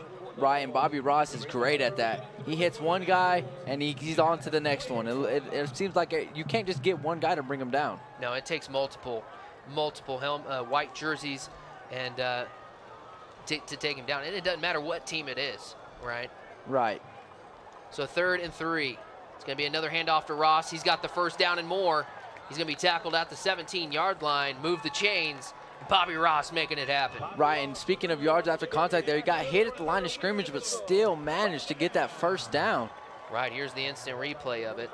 They get a hand on him there, and multiple Lobos got to take down. Johnson going to the air, trying to go over to the top to DeVorier Boyd. Did he catch it? He did! Wow, great play. Give him 6. DeVorier Boyd gathers that in for the score, and the Matadors extend their lead. Great play there. Great quarterback and wide receiver trust there. He knew where he was in the end zone, knew he had to make a play. With that defender in his face and that concentration, great play by DeVorier Boyd there. Great word there by Diego, the concentration, right? Because he's hugging the sidelines. He's falling down as he's trying to catch the ball with the defender all over him. DeVorier Boyd doing what he does best, making big-time plays. The extra point up and good. And the Matadors are now up 20-9. Right, and speaking of DeVorier Boyd, I remember last year, my first year in this audio-video production class at the ATC, I was editing an Estacado package, and I kept seeing DeVorier Boyd make spectacular plays in the end zone, so I knew this guy was going to be special. Yeah, I'm having flashbacks of that Andrews Mustangs game. It was an overtime game. DJ Johnson threw it up on a prayer, and it was DeVorier Boyd that delivered on the big play. Earlier you were talking about how the Levelland Lobos were focusing on Bobby Ross. You can't do it because they just have so many weapons, right, man. So many weapons. You can name off so many, and that's just this play there makes a great play in the end zone. And I bet you if you put 2 other guys there, they're making that play as well. You know, on the 4A level, if you have, 1 to 2 guys on your team that are next level athletes, and when I say next level, it doesn't have to be Division I. It could be NAIA, Division III, Division II, Division I. You're going to do something. This Estacado team has more than a handful of guys that are next level, and that's why they're state ranked. That's why they're beating teams that they haven't beaten in a long time, and that's why they're starting to make noise this season. Right, and they're putting up a lot of points every game, and it's like maybe they're like trying to set a record for points in a game, and you just love to see it because not only are they just using 1 guy, 2 guys, but these guys are going out there using everything they've got. I can say it's a team effort every time they win. As a football fan, you love to see it. All right, here's the kick. End over end, and that's a pretty solid kick there, received at about the 8-yard line. Ooh, and a great tackle there. Is that D. Green? I can't tell. It's number 6, it looks like. James Bozeman. Bozeman there, he lowered his shoulder and let the kick returner know that he's there. Right, great play there. Great play there on the defensive side. You see the special teams coming out strong. They're coming trying to get a stop on the play. Ultimately, he lowered his shoulder pad and made a hit on him. Yeah, the special team player for Levelland is going to feel that one tomorrow. I felt it from up here. Bozeman. And then again, picture perfect, right? In the old days, you would have seen Bozeman leading with his head. There, he led with his shoulder, proper tackle, and it's beautifully done. Right, couldn't have asked for anything better, and you love to see it. That's the word of the night. You love to see it. Love to see it. All right, 1st and 10 from the 29, 50 yards, 1 timeout. Can Levelland drive the field and make something happen here before halftime? Coach Leong would love that. Motion pre-snap, bad snap. Estacado's running back, and you just have to fall on it there. That's a major loss of more than. Right. I'm trying to do some math here. As a broadcast major in college, math is not your thing, but that is a major loss. Right. And it's a loss of 19. As a quarterback there, you don't know how fast these guys are coming at you, so whenever it's a snap like that, you got to get on the ball and make sure you keep the ball for a chance to score. So I don't blame him for that. The clock is running.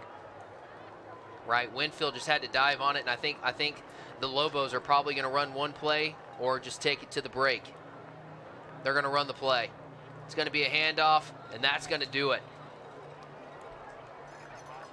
Here, let's look on the instant replay real quick of the last play before we go into this halftime break.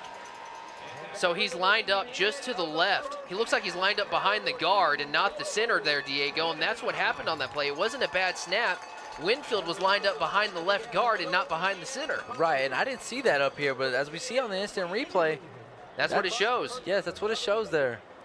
So we're going to go to our halftime break, a little game plan for us. We're going to have a volleyball report coming your way, and so many exciting things. We're going to learn about the band extravaganza and a lot of great things happening in our school districts. Current score, 20-9. Matadors on top of the Lobos. We'll have more exciting action from Plains Capital Park right after the short halftime. Hey, how's it going, everyone? Welcome into the Lubbock ISD TV studios. We're so grateful that you're tuning in to watch the 9th-ranked Estacado Matadors host the Levelland Lobos. My name is Abigail Garcia, a senior from Talkington, and I'm here with your volleyball report. So let's get into it.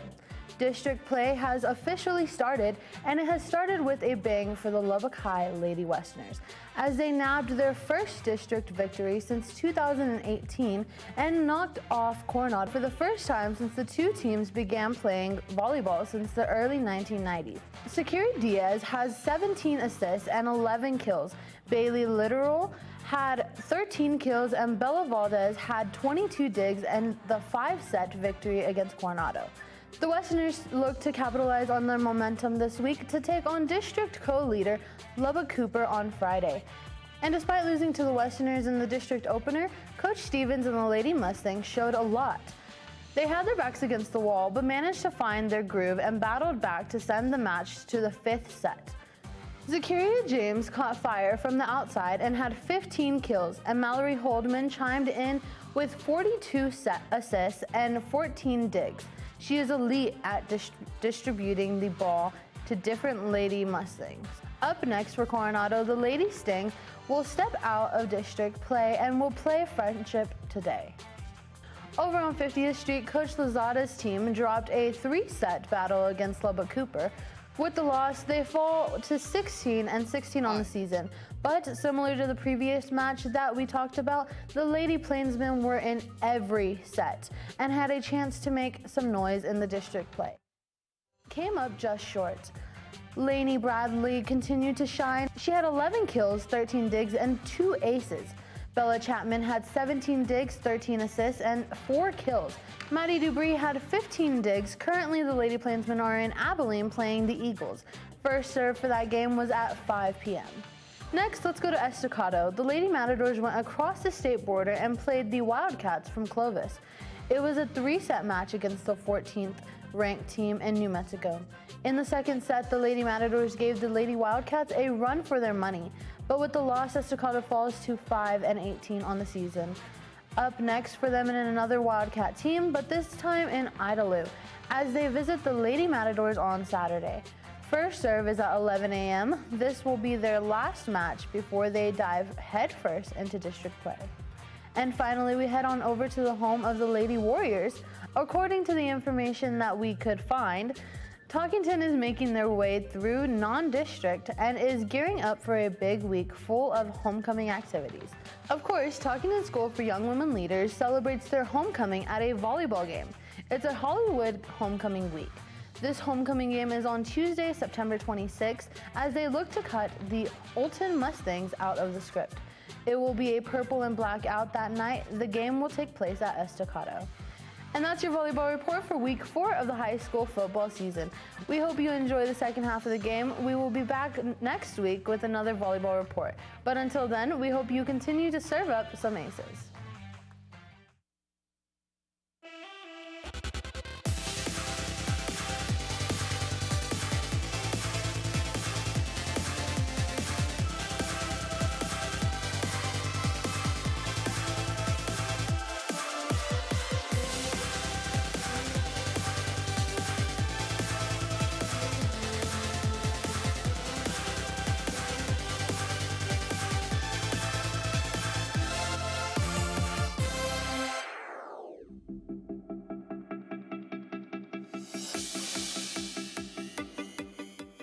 Welcome to Highlights. I'm Erin Gregg, joined by our production team of Lubbock ISD TV students.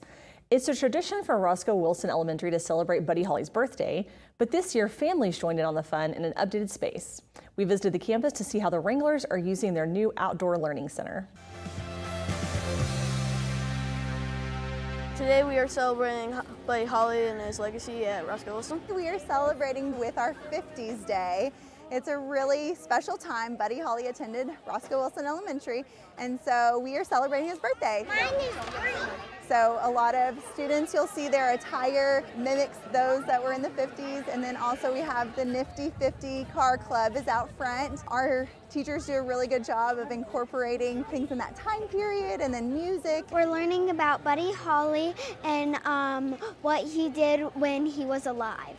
I've learned that he is a famous musician, and he changed rock music forever. Our families, as you can see, they love getting to come and celebrate with us. This day we have actually half of our families come, and then we do a Western day to invite the other half of parents so that we can accommodate them and they can have lunch with their kids in our new outdoor learning center. I love it. We partnered with our PTA, and they have done an incredible job of helping us establish this area more as a learning environment.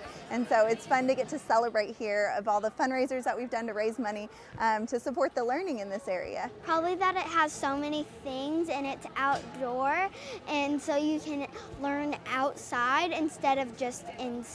You'll see some of the stations set up. We also have a shed that has all of the learning materials in them that teachers can get out as they're learning, like whiteboards and markers and a sound system so that they can teach out here. There's musical instruments, there's pulleys and levees, there's sand and water stations, and so trying to incorporate as much learning outside as possible. Because it's just funner than sitting in a classroom all day. Michelle Pionczek joins us in studio today. Michelle is our agricultural education coordinator. And Michelle, it has definitely been an exciting start to the year for ag education in Lubbock ISD, don't you think? Absolutely. It's been a great start. Thank you for having me today. We are pumped about AgriSTEM Complex. Our students are doing great. Our buses are on a good schedule. The students love the building. Our teachers are bringing great hands-on activities and lots of learning opportunities. Our partnership with Texas Tech has really provided some great opportunities for our students. Our horticulture classes were over there just this week doing some plant cuttings and propagation. Texas Tech Entomology is coming next week. And the Department of Agriculture, or Davis College of Agriculture and Life Sciences, has invited our students to the Texas Tech Ag Game on Saturday, and several of our students will be recognized. And so we're really excited about that. It's a great day in Lubbock ISD, and it's a fabulous day at AgriSTEM. Absolutely. Well, and for viewers who might not know about AgriSTEM Complex, it was actually the final project of our 2018 bond, and so it's exciting in a lot of ways to have that facility open. But we started changing the face of agricultural education in Lubbock ISD before the AgriSTEM Complex opened. So tell us a little bit about how much it's changed just in the last 2 years. So absolutely. So before 2 years ago, we only had 2 high schools that offered agricultural education classes. And today we have all 5 high schools that offer those classes, and we have 5 FFA charters where students are able to participate from all campuses in Lubbock ISD. So it's really great that no matter what campus you go to, you're able to participate in premier leadership, personal growth, and career success through agricultural education. Well, that leads right into my next question, was about what is really the benefit? I mean, we know that there's a lot of benefit to these types of programs, whether it's fine arts or CTE, but what do you see as the real benefit for students being involved in agricultural education programs? Absolutely. I think the biggest benefit is definitely post-secondary preparation. So whether you're going to college, whether you want to go to a trade school, or you want to take that industry-based certification that you receive through our program and go right into the workforce, we're preparing you for that. And skills such as decision-making, parliamentary procedure, public speaking are skills you're going to be able to use no matter what career you choose.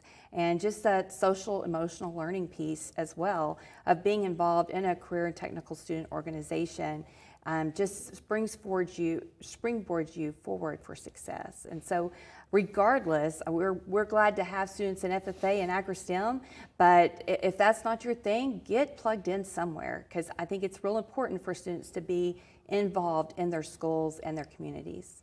And for folks, parents, or maybe students who want more information about our the AgriSTEM Complex or our agricultural education programs, who can they talk to? Where can they get more information? Absolutely. So we do have a webpage, and so we encourage you to go there. You can always contact me at AgriSTEM. We have social media outlets. We would love for you to follow those. We are constantly posting activities that are going on through those websites, and so anything that you can do, we're there. We're glad to answer any questions that you have, so just give us a call. Well, we're excited about the program and excited that you had the chance to spend a few minutes with us today to talk about it, so thanks again for joining us. Well, thank you for having us. We appreciate it. Of course. Now let's go on location with Sydney Kim. Thanks, Erin. We're on location at Brown Elementary School. We're helping organize and disseminate different supplies that were donated by UMC. Let's take a look. So we have been a partner with LIC for the last 15 years, and Brown Elementary is our community school through the Partners in Education program. And every year we come out, our employees donate school supplies, and we bring those over to the school for them to utilize here at Brown. We are so excited to equally divvy it out for all of our teachers, but it's school supplies that are much needed for everyone. Awesome. And what is your favorite thing about being a partner with Brown Elementary? Oh, it's just loads of fun. We love being a part of the community, giving back to the community. The kids are fantastic whenever we show up. You know, they helped us unload the supplies earlier. It's just great to be able to meet a need and to assist. Are there other times and other ways that you guys donate with Brown? Yes, so several times a year we do different events. We do food bags every spring break and then every Christmas or winter break period as well. We have an annual appreciation dinner every May at UMC, and we honor all of the teachers and staff at Brown Elementary. It's loads of fun. We have local businesses that donate things to give away.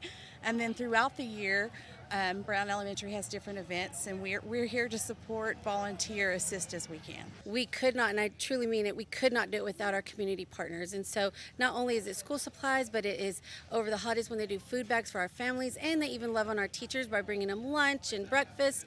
And so if there are community partners out there, please think about and join and partner with the school because it is so needed. And so we appreciate our community partner of UMC. Students and staff at Brown Elementary want to give a big shout out and a thank you to UMC. Thank you, UMC! Until next time, in the next destination location, I'm Sydney Kim. Back to you, Erin. Thanks, Sydney. Our Partners in Education Committee is made of many different community volunteers. Phyllis Underwood spoke with this year's committee chairperson, Lola Coppage, about her work with Learn Inc. Phyllis? Well, thank you so much for starting with us today here at Lubbock ISD Television. Tell us a little bit more about what Learn Inc. what all is involved. Our mission is to open doors to opportunity, and it starts with high school students in the area. High school students in grades 9 through 12 have the opportunity to sign up for services and work with our mentors on whatever their college and career dreams are. It really matches what that student's goal is. So if they want that assistance to realize an Ivy League dream, or if they need our assistance to enroll in a technical program that will help them contribute to their family's income, we're just there along for the ride. Okay, so similar to Lubbock ISD counselors, I guess. And then, so how do you partner with them and how do the students learn about you guys? We partner with the counselors first of all. The counselors rely on us heavily to help with the career and post-secondary readiness because you know they're busy with so many things. The students in this area know about us either one of two ways. One, we provide a lot of outreach and recruitment throughout the school district, and then we're a pillar of the Lubbock community. We're a community-based organization, and we're part of this fabric of the community, and we really do receive a lot of referrals and work with families for generations. And then tell our viewers, you've been involved with Lubbock ISD on many levels because you're coming in again for the second year as our chair of the Partners in Education Committee. Anytime I'm able to work with a program or a service that really supports our educators, I'm on board. You've been instrumental serving as the PI chairperson because we've started doing service projects. So do you just want to hit on a couple of those? My first year, we worked with it was a holiday drive for some local families, assisting them with getting some gifts and things under the tree because they were experiencing some hardship. And then last year, I'm going to say it was my absolute favorite. It was a book drive, and the district participated, the PTA. Anything that promotes literacy, I love it. And so that was a successful one, and I believe we might even have a part 2 to that in this upcoming year. I'm liking that. You put a teaser out there, and I put a teaser out there. So we want to give her a shout out and a huge thank to Lola Coppage for helping Lubbock ISD Partners in Education, and also all the great work that she does at Learn Inc. Thank you, Phyllis. If you would like to become one of our partners, you can contact Phyllis directly with the information on your screen. And you can check out our past partner stories online at LubbockISDTV.com. Coming up on the calendar, we want to remind families that students will not have school on Monday, September 25th. This is so our staff can take part in professional development. And applications are open for our second annual Community Leadership Academy. This is your opportunity to learn more about the structure and operations of Lubbock ISD. The deadline to submit your application is Thursday, September 21st. For more information, just visit lubbockisd.org/CLA. Cavazos Middle School welcomed a new principal this year, but she's no stranger to the North Lubbock community. Let's get to know more about principal at Cavazos Middle School, Christy Gillespie.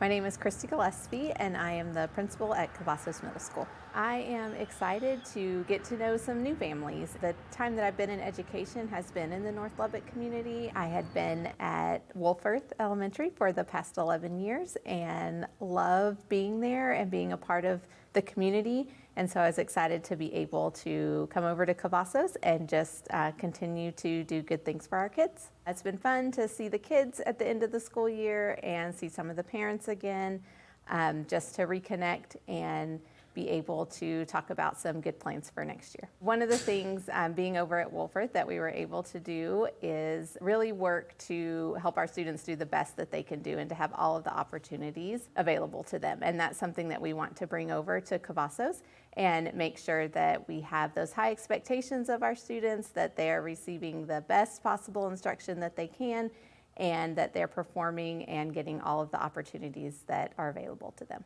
Being a part of this community for as long as I have, I know that our families want to be involved. They want to be a part of their child's education, and we want to welcome them in. We will have events throughout the year where families will be welcome to come and spend some time with their kids and be a part of helping them grow. I am just excited to be a part of it, to be able to do great things for this community, for the North Lubbock community, and to be able to help the students and their families. We wish you a great year, Principal Gillespie, and we'll introduce you to more of our new campus leaders in the coming weeks. Speaking of new, Lubbock ISD has a brand new app. It has a lot of updated features to help keep you connected with the district and your students' campus. The new app is free and easy to download. Just search for Lubbock ISD in the App Store or Google Play. Thank you for joining us today. We'll be back next week to highlight more great opportunities only in Lubbock ISD.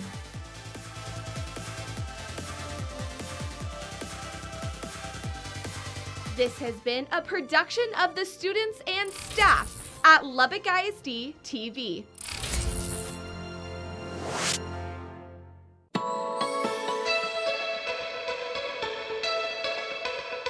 Students at Adkins Middle School gathered to remember those lost during the September 11th tragedy. It changed our lives. Students watched news footage of the events while Assistant Principal Stephen Padilla provided further details and context to the footage.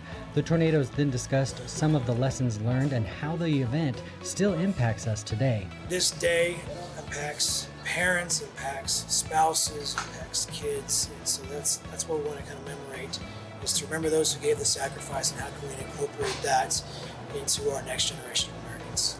McKenzie Middle School welcomed community members to the campus for a special project. Students in Mrs. Kyle Miller's Family and Consumer Science classes took part in mock job interviews. Students created their resumes and answered questions from various professionals, learning valuable skills for their future. The project is going to help me what I need to do and what I need to achieve in the future for when I want to apply at Chick-fil-A or anywhere. Are you proud to be a Matador? Yes! Estacado High School hosted a homecoming parade. The Matadors marched down Martin Luther King Jr. Boulevard, highlighting the spirit teams, band, student athletes, and more. Plus, they welcomed members of their feeder schools to march in the parade and highlight their students. Community members lined the street to see the parade. It is a patriotic day full of pride. At Cavazos Middle School, students celebrated the start of Hispanic Heritage Month by learning about 16 de Septiembre.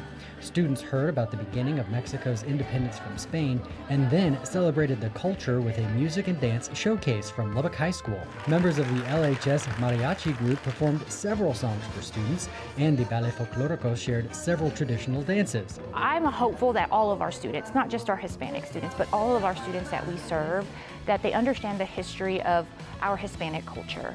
I think it's important for all students to understand every culture that we get to serve. But for our students, I want them to know that it's important to value the people that we walk with and that we talk with and that we learn who they are and where they came from, and to appreciate where they've been, where they're going, and where they're going to be. Now you're in the loop with Lubbock ISD.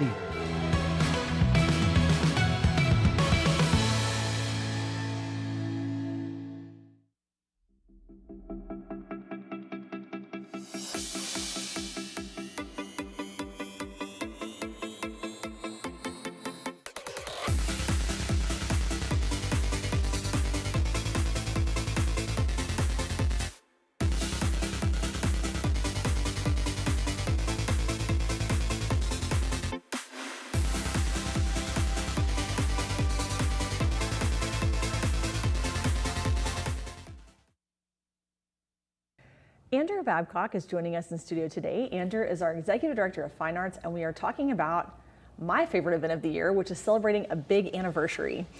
So Andrew, thanks for joining us. Well, thank you for having me, Erin. It's a fun time of year. It is. Band extravaganza is upon us again, and it is a big one. It's its 40th anniversary, so we're going to try to celebrate hard on this one. And great legacy of just celebrating fine arts in general, but obviously with band being a staple of football season and all the things this time of year.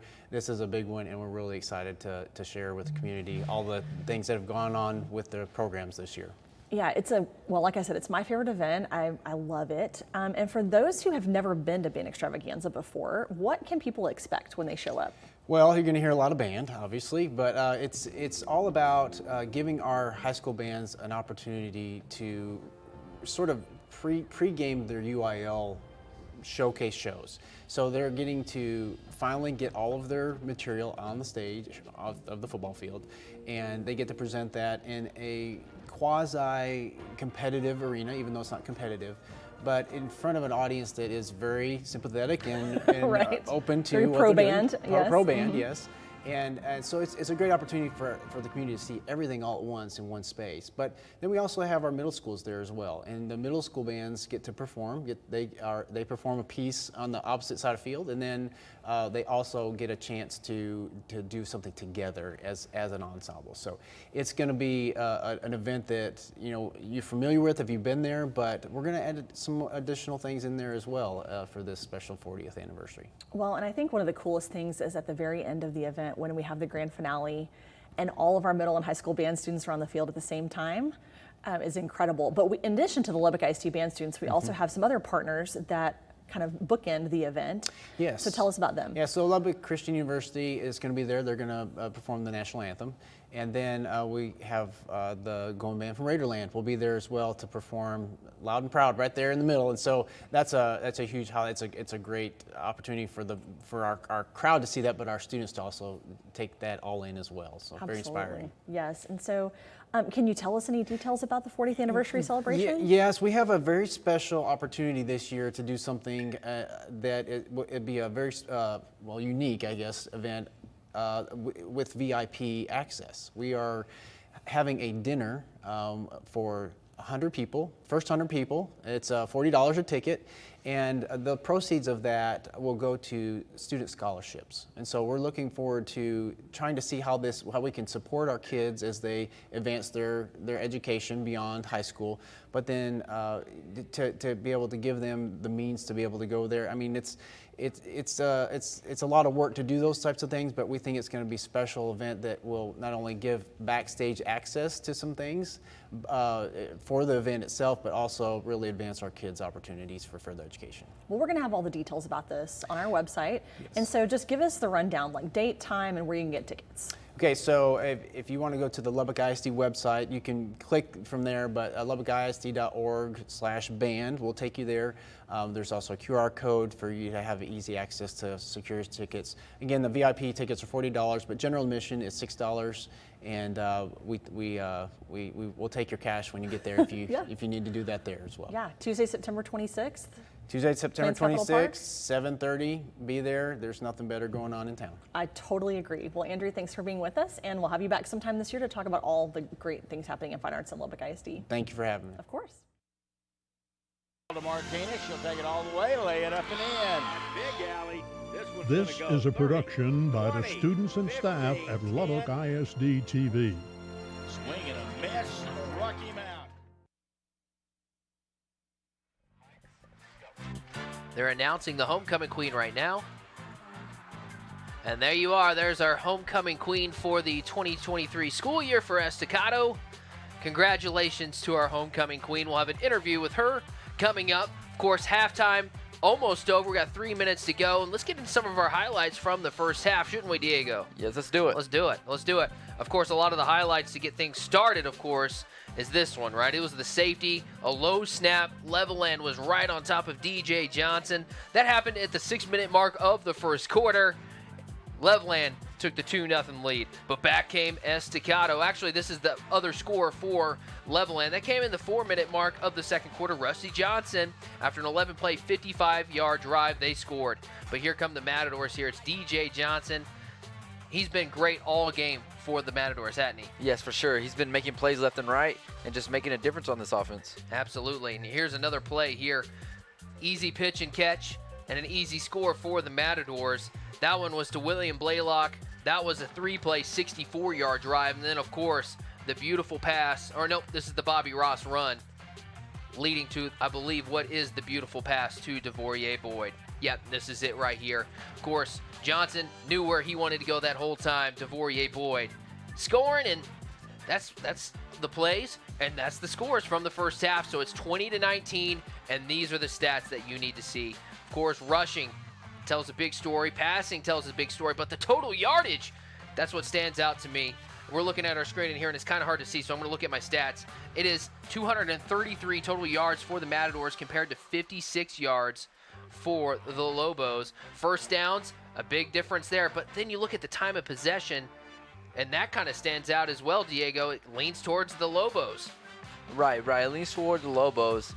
And you see that it's 13:35 to 10:25, and yes, that tells you that Levelland's had the ball more, but not been able to do anything. Right.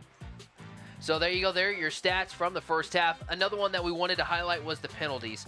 6 penalties for Estacado, 1 for Levelland, and that's something that Coach Blaylock's going to want to clean up. Right. You know, he talked to the guys there at halftime about the penalties, because that could be crucial in a game. Well, and especially in these close games where they're super tight, right? There's not much difference between these two teams. I went and talked to the Levelland broadcast crew during halftime, and they liked where their guys are at. They're feeling pretty good about this young team and what they've been able to do in the first half, and they're hoping to build off of it. Right. So it's going to be 20-9 as we're getting ready for the second half. Of course, you're looking at the new inflatable for Estacado. And before we kick off the second half, we're going to take one final timeout, so stay with us. We'll be back at Lowry Field at Plains Capital Park right after this. Hello, my name is Emma. My name is Lily. My name is Henry. And I'm one of the many Lubbock ISD TV students learning professional broadcast skills right now. But we also do a lot more. We have many student-produced shows that allow us to grow our video storytelling, producing, and hosting skills. You can check out our work at any time at LubbockISDTV.com. Or follow us on your favorite social media platform. We're on Facebook, Twitter, or X, or whatever they call it. Whatever they call it nowadays. Instagram, and don't forget Threads. And of course, Lubbock ISD YouTube channel. If you like our content, please show us by hitting that thumbs up button. Even better, share our stories so people can see the great things happening in Lubbock ISD. Thank you. Thank you for watching. Now back to the game.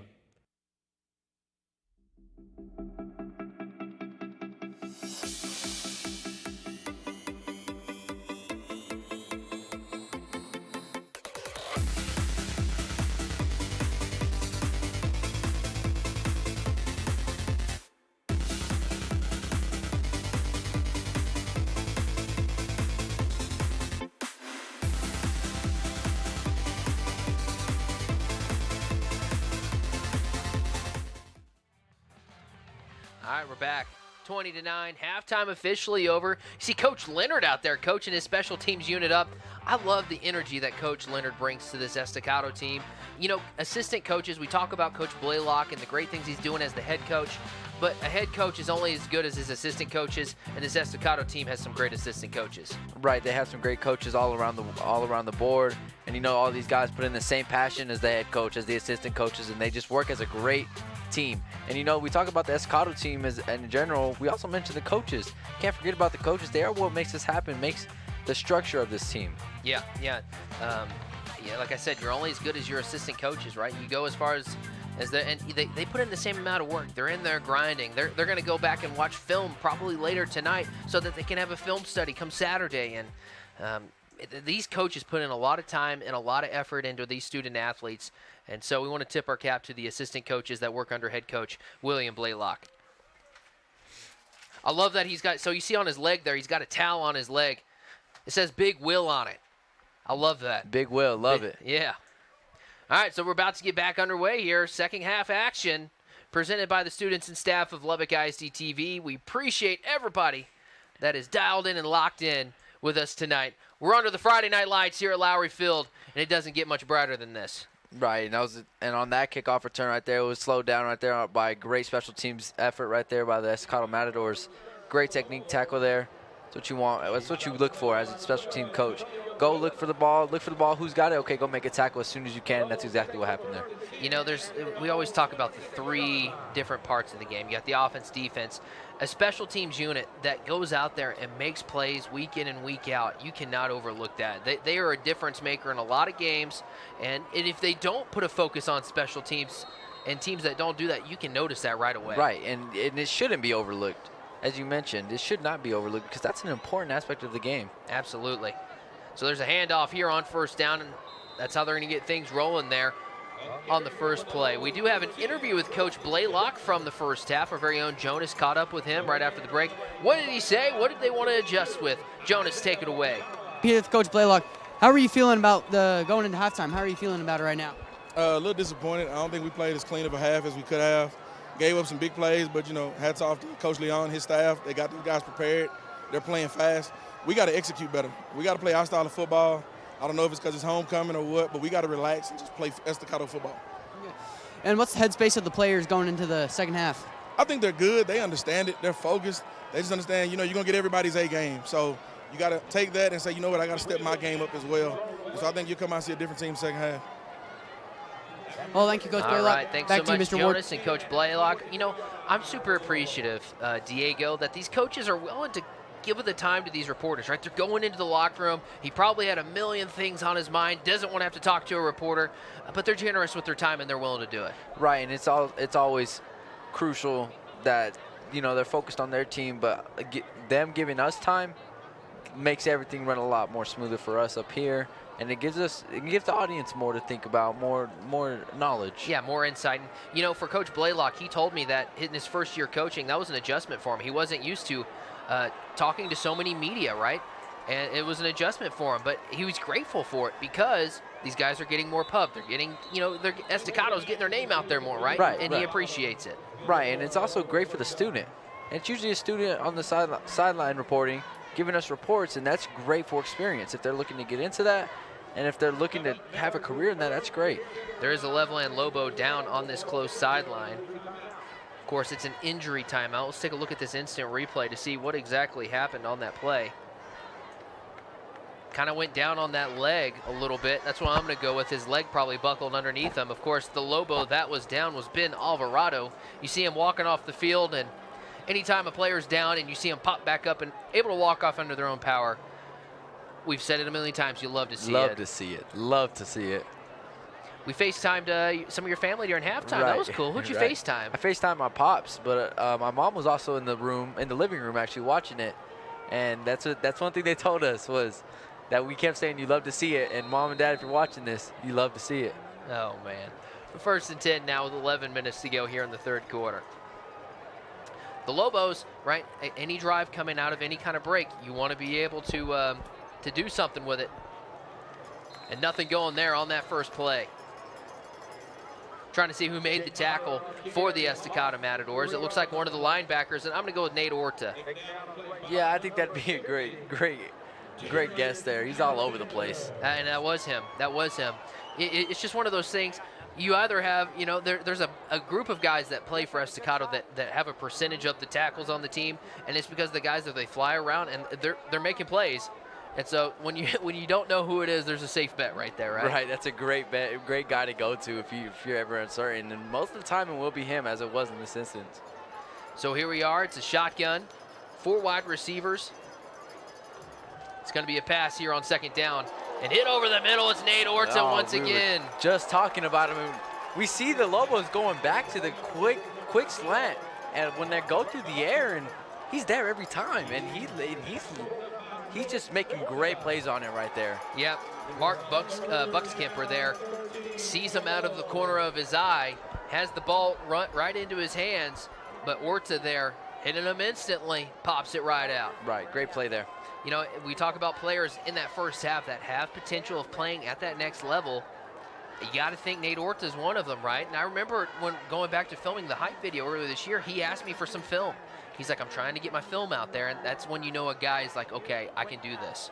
Right, and you love the pass, you love seeing it as he's pressuring the quarterback. Yeah, and that pass is going to fall incomplete. He's all over the place, man. I love seeing him play.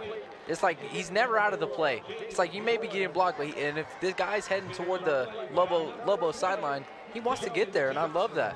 Right, he's gonna be involved. Of course, that incompletion, that a pass was attempted to Jaden Flores, and with that incompletion, it comes up fourth down, and the punt team's out. DeAndre Green will be back deep for the Matadors. And you see him making great plays. Yeah, there's just a bunch of different guys on this Estacado team doing the right things as he gathers that one in right there and gets past one defender, trying to hit this outside corner. He's got a couple blocks in front of him. He has a chance to do something special, and he will. 25-20, 10-6. DeAndre Green scores on the punt return. Touchdown, Matadors. And we were just talking about him making great plays in the past few drives in the last half. And we see him make another spectacular play. Get to the outside, follow your blockers. Great special teams there. We were just talking about special teams. This was a great show of it right there. D Green seeing all green until he hit the blue turf. Great play there by the senior for Estacado. So back comes out once again, a different kind of special teams, the extra point team. And it looks like we're going to hear from our head official. Estacado. So the sideline warning, that can come from a lot of excitement, right? That's something that Typically can happen. That can happen a lot on the play. Of course, there's the warning before the penalty could eventually happen. So, of course, Joseph Mata is going to be coming out here for the extra point opportunity.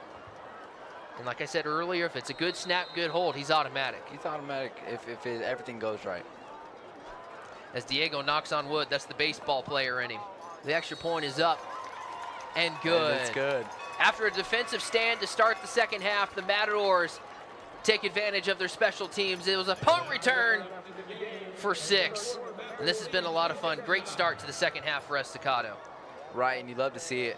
We're talking about special teams coaching. We're talking about assistant coaching.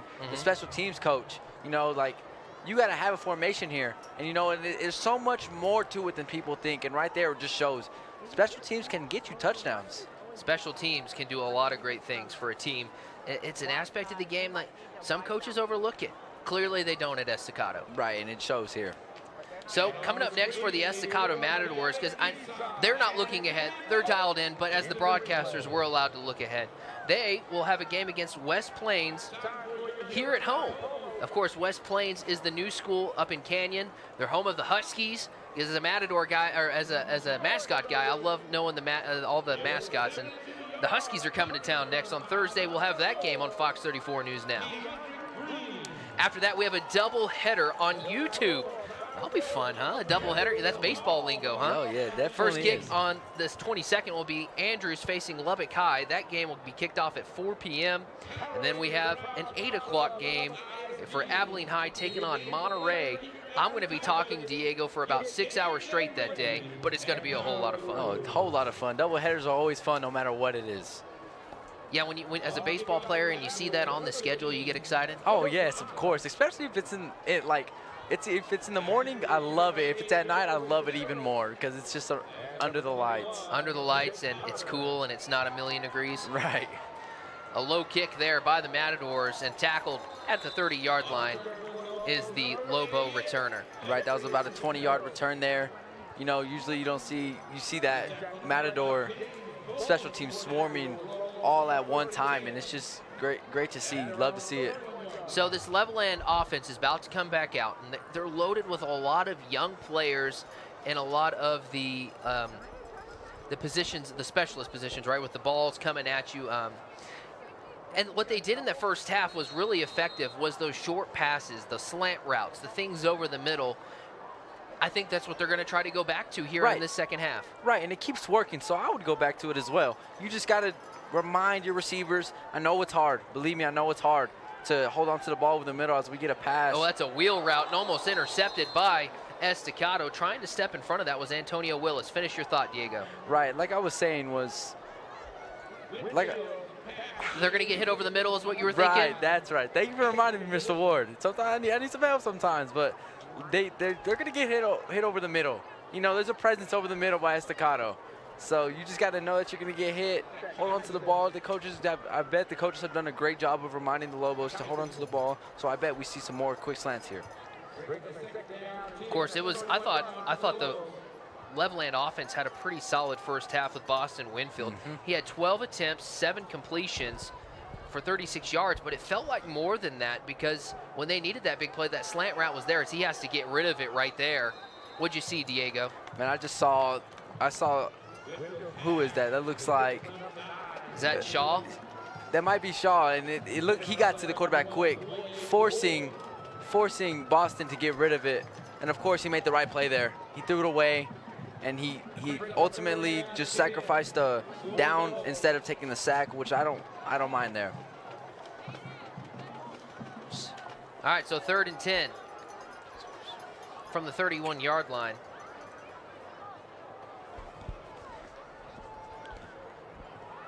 A lot of pressure. Having a family emergency. My phone was blowing up there for a second, but we're all good. So that incomplete pass is going to cause a 4th and 10 here. And once again, this Estacado defense is going to be coming off of the field after a quick 3 and out for the Levelland offense. Right, and they obviously turned it up after halftime. They were told something. They figured it out. It clicked in them. So maybe it was an adjustment that coach made. Maybe it was something that the players had to make. You know, you never know what it is as we see the special teams come out again. And I'll bet as there's a flag thrown. I was going to say, I bet they kick it away from DeAndre Green. Yeah, that's exactly what I was going to say. All right, so we're going to hear from Tony once again.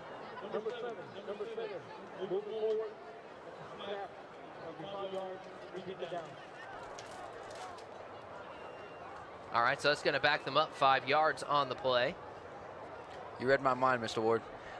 Sometimes great minds think alike, and I don't think I have a great mind. I think you do, but I just got lucky. Nah, great minds think alike. I like it. All right, so 4th and 15, ball at the 26 now, and they got it. They can't kick it to D. Green. Yeah, and it looks like they have 2 guys out there now. Another high snap. High punt. Yeah, and you know what? That's how you avoid kicking it to that young man is kick it way up in the air, let your defenders have enough time to get down and play some defense. Right, as he called for the fair catch there. Great fair catch call there. Despite putting 7 points up on the board already here in the second half, this will be the first time we're seeing this Estacado offense come out onto the field, led by quarterback DJ Johnson. Right, and you can't forget about other playmakers they have. You know, they have the Ross brothers, Cedric and Bobby, along with DeVorier Boyd. These are all weapons that they can start utilizing here, and they will utilize. Yeah, and then Woodruff too. He has come alive tonight. I've enjoyed seeing him make some big plays. Cedric getting the ball here on the sweep, hitting that corner with a blocker in front of him, but great job by the Levelland defender there, Diego, getting off of the block and making the open field tackle. Right, he had a blocker on him, got away from him quick enough to make the tackle behind the yard of scrimmage as they lose a yard. You know, defensive coaches preach all the time, get the blocker off of you, swipe their hands off of you. Great job by that defender there for Levelland. Right, great job there. So now it's going to be a loss on the play. That jet sweep with Cedric Ross normally leads to a gain on the play, but it was a loss of 1, and so it's 2nd and 11. DJ Johnson, 3-step drop, looking over the middle, caught by Cedric Ross. It's a gain this time, and a lot of it. 40 to the 35. He spins out of a tackle. He's running from sideline to sideline. He needs a block, and he'll be tackled at the 26-yard line. And as Cedric Ross, I think, ran 50 yards for a gain of 20. Right, and if the last play didn't work, that one did. And we were talking about playmakers. Cedric Ross comes alive there. He goes from one side of the field to the other. You want to give your best players, your speed players, the ones that have open field, home run availability. the ball in open space, and he's one of them. Right, and it looks like there's some dirty laundry on the field, and this is coming back. Well, now they're moving the chains. It will be a first down in Lobo territory. The ball will be spotted at the 46-yard line. So it was a huge gain, and a penalty brought it back a little bit, but it'll be 1st and 10. Right, and I imagine they keep that momentum going with that big play despite the penalty. So I'm excited to see what happens here, what they call up here, what they draw up. Yeah, got a lot of linemen out there for the Matadors. DJ Johnson keeps it himself. Trying to split the defenders there. He'll be tackled at the 30-yard line. That was a great play call there. I personally thought Bobby Ross kept the ball, and it looked like the defense bid on it. Right, the defense bid on it because of the offensive linemen. They all pushed that way to make it look like Bobby really had it, when really the quarterback made a play on it to the right side. Yeah, DJ Johnson. Oh, and then you can't forget the sell. Right, he sold that play. It was the quarterback that helped Sell make the defenders bite on it. As Johnson keeps it here, gets a block from Bobby Ross, and he'll step out of bounds at the 13-yard line. That's a quarterback play right there where you're thinking, just go out of bounds. Right. Don't get hit. It's not worth getting hurt. Right, and you mentioned in the first half, he's got it between the ears. He's got it between the ears, and that just displays it as well. He's not putting his team in jeopardy, and he made the smart play there. That's a young man that has been coached and coached well. Right, I agree. So here's Johnson with Ross to his right. Johnson's going to keep it again. Has a lot of space in front of him, and he'll be tackled at about the 7-yard line. Great play there, 6 yards on the gain. And they went right back to it. It worked 2 plays ago. They went right back to it. If it's not broke, why fix it? There is a player down on the field, and it looks like to be a Levelland Lobo at about the 10-yard line. Of course, all of our timeouts are UMC Children's Hospital timeouts, and this is an injury timeout out on the field. And we're going to take the timeout with them. When we come back, we'll give you an update on the Lobo that's down right now, but the current score, 27-9, Matadors on top of the Lobos, and Estacado's driving. We'll be back with more right after this short break. Hello, my name is Nevaeh. Hello, my name is Isaac. Hello, my name is Abby. And I'm one of the many Lubbock ISD TV students bringing you tonight's live stream. If you appreciate our coverage, we hope you'll consider one of our sponsorship opportunities, Your support gives us the opportunity to travel to state and national competitions, where we represent our entire district in audio and video production contests. Last season, our students received multiple awards in Skills USA and the Student Television Network. If you'd like to support us, contact Kenneth Dixon with the information on your screen. And thank you for watching. The Levelland Lobo getting up under his own power. Why don't you go ahead and say it? I know you want to say it, Diego. Yeah, you read my mind. You love to see it. You really do. You love to see that he's up under his own power. I'm taking a look at the roster here. Austin Ellis was the player that was down. Ellis is a player that you see a lot in the stat books for Levelland. You hope that young man's okay because the Lobos will need him this season. And it's good to see him walking off under his own power. So that's a good sign. Right, yeah, there's nothing worse than seeing them having to bring out the cart, or they're the ones where they're Right. needing help because they can't put any weight on their leg. Play action pass here for DJ Johnson, feeling some pressure in his face, has a receiver in and out of his hands. That'll fall incomplete. The intended receiver was William Blaylock II. And the look was there. I don't disagree with that there. You know, just great defensive presence there by the Lobos, making him make a play there. Just slightly out of his reach. Yeah, barely out of his reach. I would say 99 out of 100 times, though, number 2 comes down to that catch. I agree.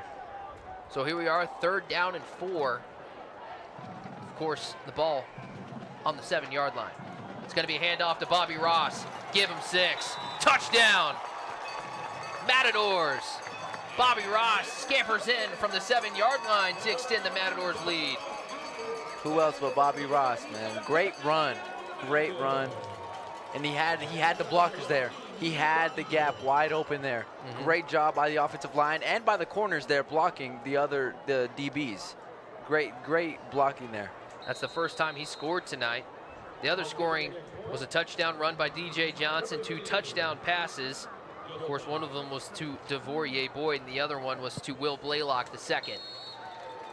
The 5th touchdown was the long touchdown punt return. So that's crazy to think. We made it through 3.5 quarters, and Bobby Ross just now finds the pay dirt, but it's because the Matadors are so deep with talent. Right, they're so deep, and they rely and they trust their athletes. They trust every single one of them to make a play, and that's what they've been doing. And it's good to say that your 4-star recruit isn't the only one scoring, because that means your team is deep. Well, you look down at the sidelines, right? And you sometimes you see some rosters where the bench is the whole sideline is filled with players. And Estacado, because they're a 4A school, they don't have as many players, but they're so talented across the board that like every player's good. Yeah, every player's good and every player matters, and they all know that. Every player plays a huge role in this team's success. Looking at the new Plains Capital Park commercial that they are debuting on the video board here that has Lubbock ISD TV footage in it. You'll love to see that. Yep, love to see it. And I can bet 9 times out of 10 that was shot by a student. Oh, 100 out of 100 it was shot by a student. There it is. There it is.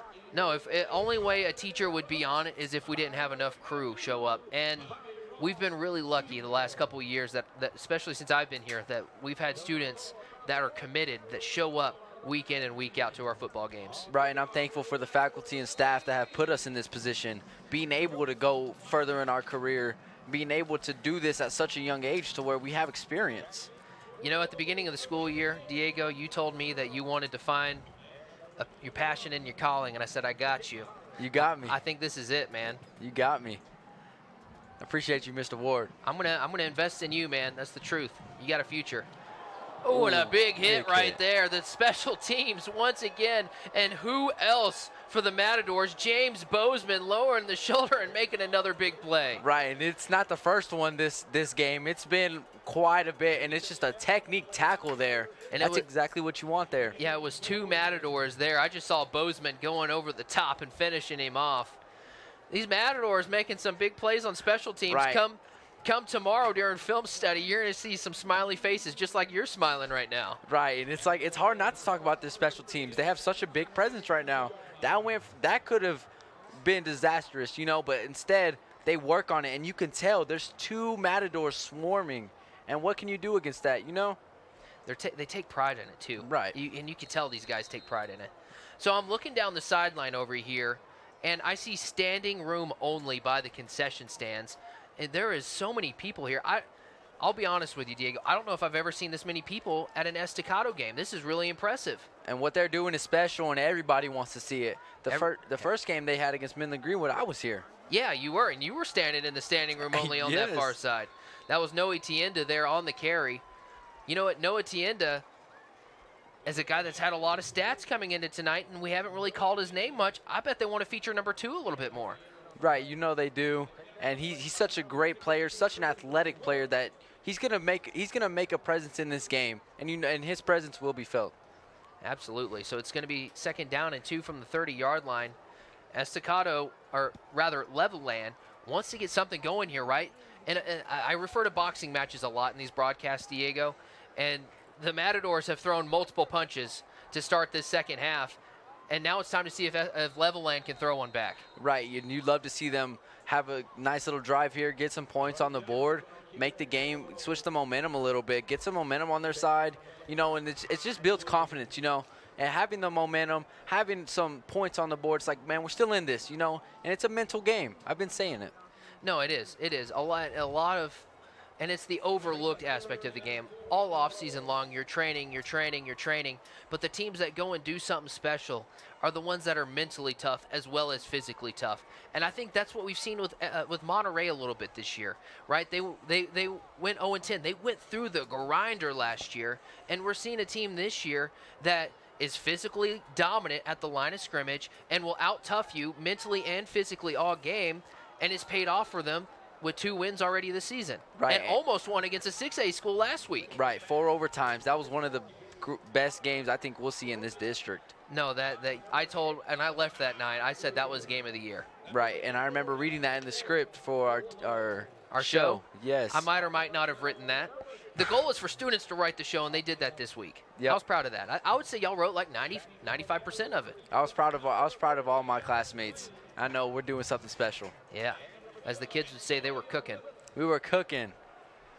All right, 4th and 4. The Matador defense stood tall once again. And back comes the special teams unit. And they're not going to kick it to D. Green, and they're going to kick it out of bounds. Kick it totally away from him. He's a speedster, man. You've seen his athletic ability already. When he also has the ability to read the field, right? You can have the speed, but can you read how these players are going and how you can maneuver your way through the traffic to find where you want to go? And DeAndre Green can do that. Right. Great ball carrier vision.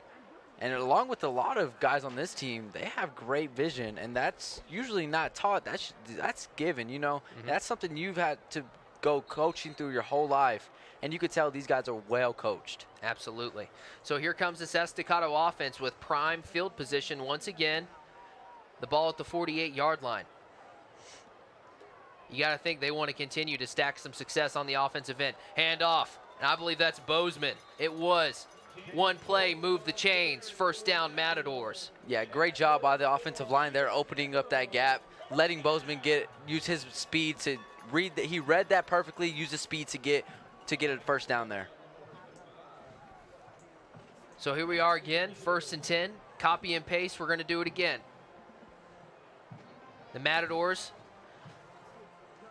again, ranked 9th. They naturally have the target on their back, and they kind of had that the last good while because they've won district titles so many times. The teams in their district want to get after them. And that's fun to see as a school and as a program that you're well respected. Is DJ Johnson doing great things, spinning and running. That's got to move the chains. Johnson there with a great carry, a gain of 16 on the play. Right, 2 plays, 2 first downs as we see for this Matador offense. They are rolling right now. They got the mojo. Of course, if you look down on the sideline, you see Coach William Blaylock calling the offensive plays, and he's finding his groove with his offense. He knows what to call here, and that's a big thing right here. You're moving the chains off of 2 plays. Move them. As we see a run here. Right, Bozeman with the carry, getting it inside the 10, and he's going to score. Touchdown, Matadors. James Bozeman from the 19-yard line finds the blue turf and scores. 3 plays and a touchdown. 3 plays, 3 first downs. Not only was that last play a first down, it was a touchdown. Great play call there. And you got to tip your cap to the big guys up front. They were physical. There were 3 running plays. Right, 3 running plays. And that starts at the line of scrimmage, and those big guys up front establishing dominance and making those plays happen. A well-coached group right there. The extra point here for the Estacado Matadors is Joseph Mata. A low snap, but his holder is good, and that extra point is good. It is now 40-9 or 41-9. Estacado on top of Levelland. Of course, this game is being presented by Lubbock ISD TV and the students and staff of our great station. I want to take one final pause here in the 3rd quarter. You down for that? Yep, sounds good. One final pause. The Matadors on top. We're about to kick things back off, and we'll be back with more action right after this.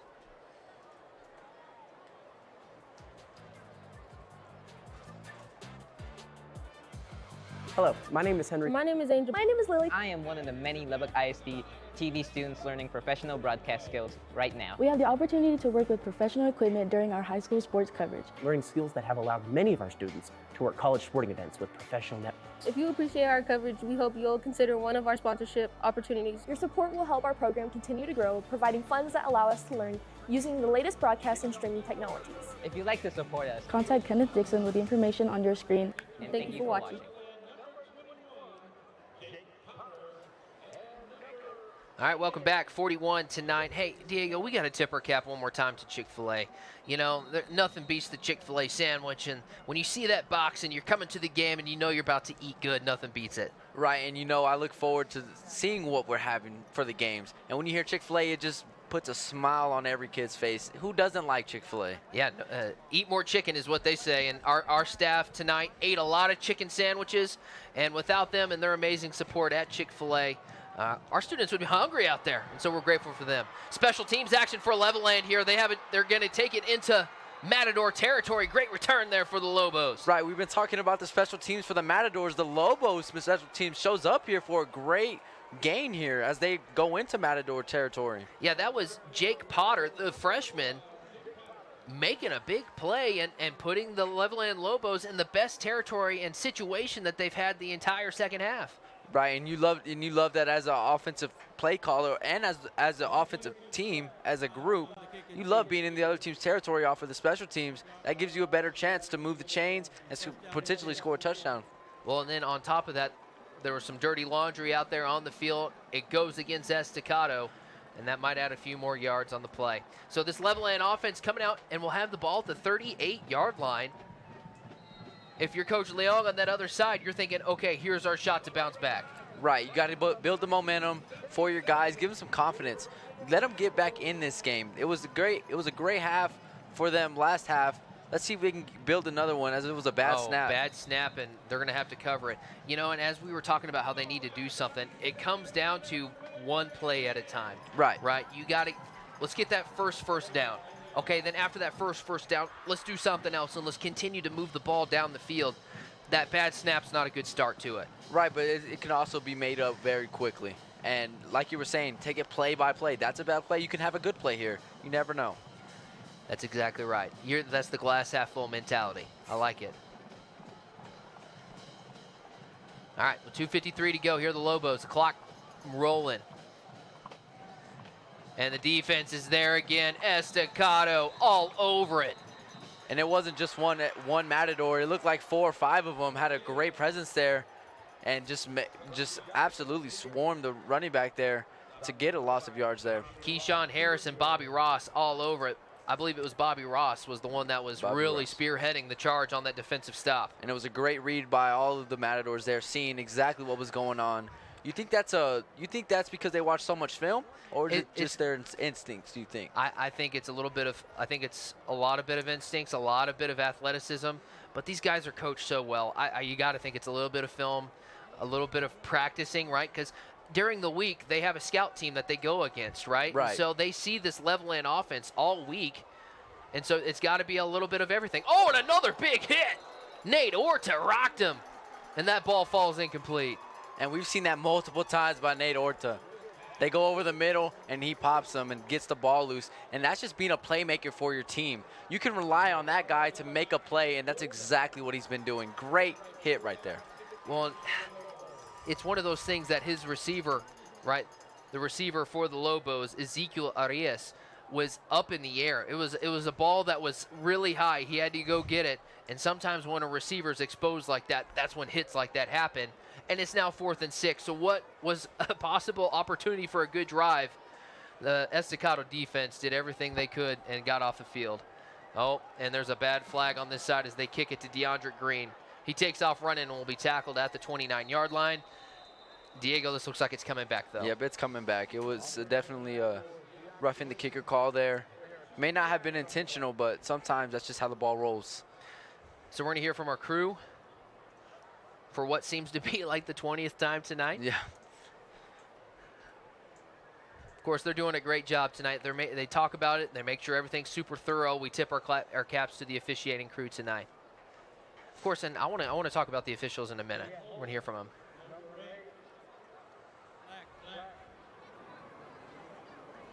Got roughing the kicker. That'll be 15 yards. Line of scrimmage. Be automatic. First down. Okay, so the Lobos are going to keep the football. So going back to the officials, okay, there's a chapter here in town. They meet often, okay?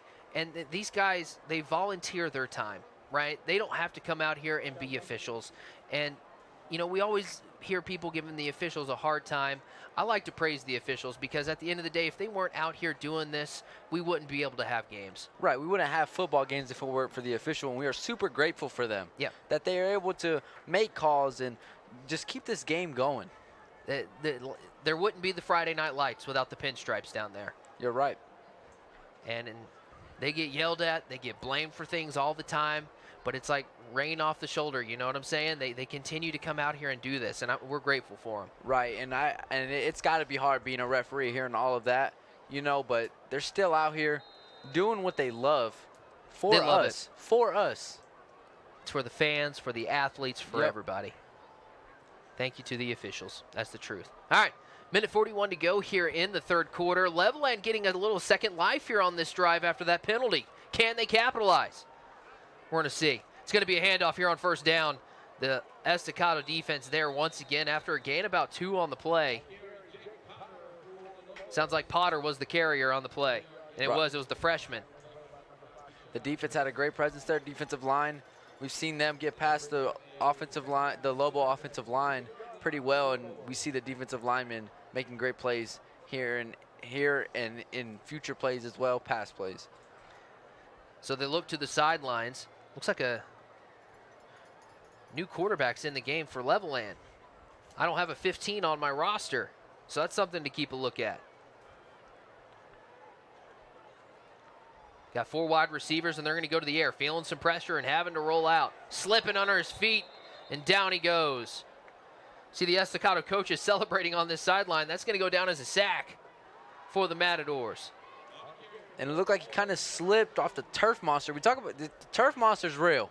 Is it? The turf monster is real. You know, and sometimes it goes that way. You slip up a little bit, and it happens like that sometimes. It's about how you bounce back here. So on my 2-deep roster, Diego, Zechariah Martinez is the backup quarterback that I have, but traditionally it'd be number 20. We have a number 15 out there leading the charge for Levelland, so I'm not 100% sure. We might, during a timeout or something, go up, talk to the PA announcer or the Levelland crew. Going to the air here on this play. Second down, it's intercepted. The Matadors got it. We were talking about a second life for this Levelland offense, and once again the defense says no. It was Luis Gomez with the interception, and that's going to do it for the third quarter. 41-9. Matadors on top of the Lobos. They have an offensive explosion here in the third quarter, and when we come back, we'll have more from Plains Capital Park. This game is being presented by Lubbock ISD TV. What is Highlights? It's your weekly look at the innovative teaching, unique opportunities, fantastic community partners, and so much more happening in Lubbock ISD. Join us at 8, noon, 6, or 10 o'clock on Lubbock ISD TV, or watch on demand anytime at LubbockISDTV.com. Highlights, featuring the great opportunities only in Lubbock ISD.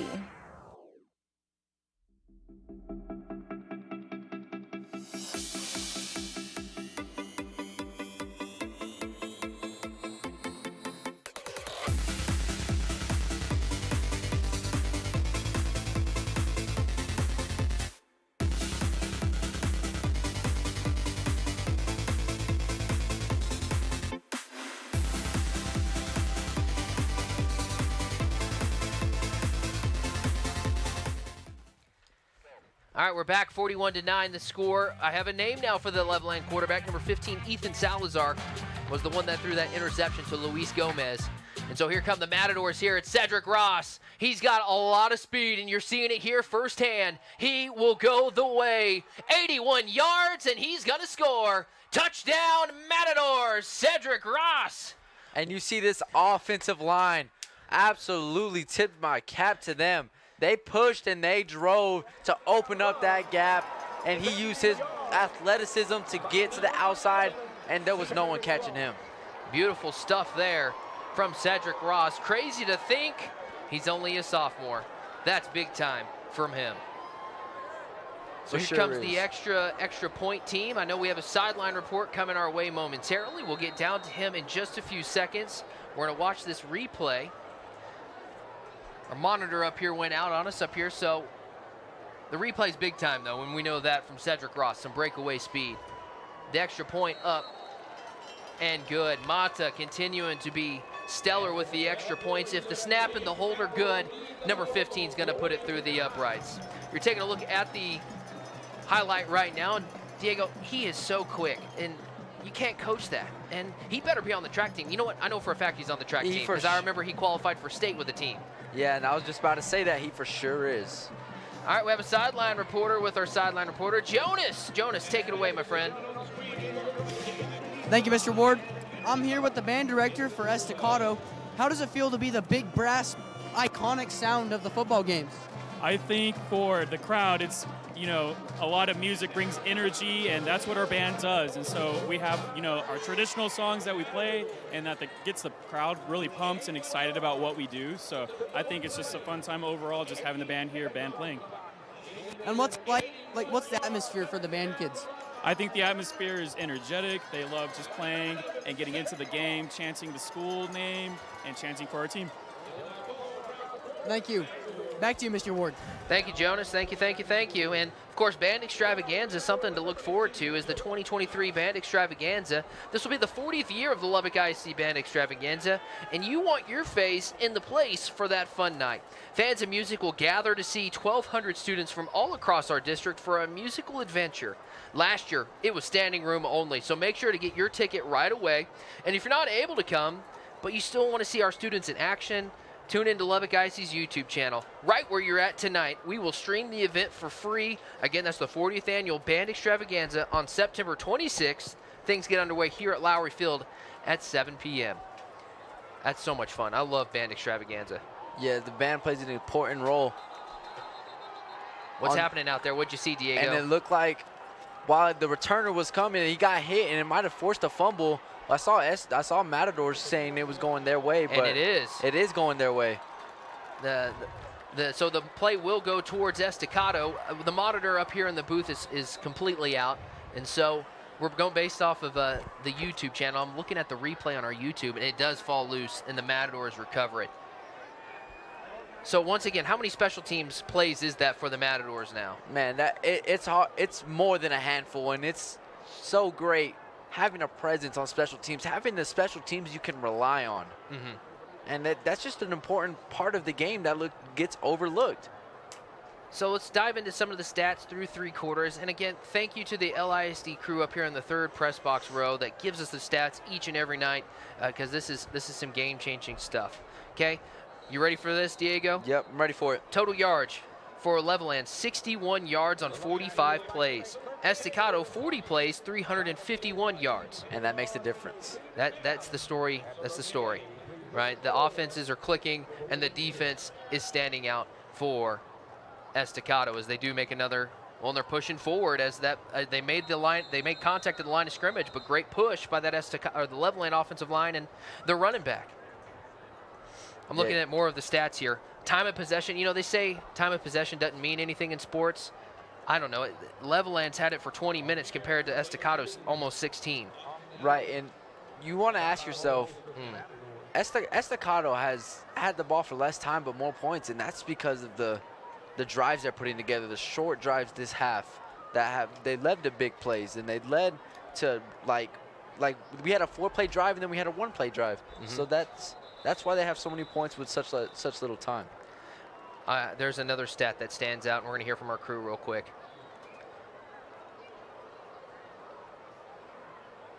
Oh, they're taking their time on it. Let's hear from them now. At false start, number 84, offense. 5 yards, repeat the down. That is the second penalty tonight against Levelland. They have 2 penalties now for 20 yards. On the other side, Estacado has 10 penalties for 81 yards. So if you're looking at tonight, you've seen a bunch of positives for Estacado. The dirty laundry is something that they're going to harp on. Right, and you'd imagine they went into the halftime locker room talking about it, and that's exactly what they did. And it's shown.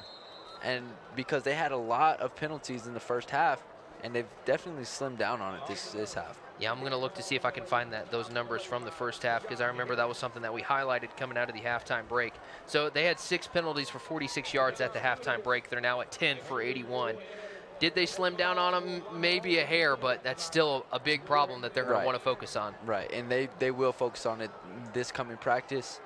And with them being the 9th ranked team, we talk about the target on their back. Yep.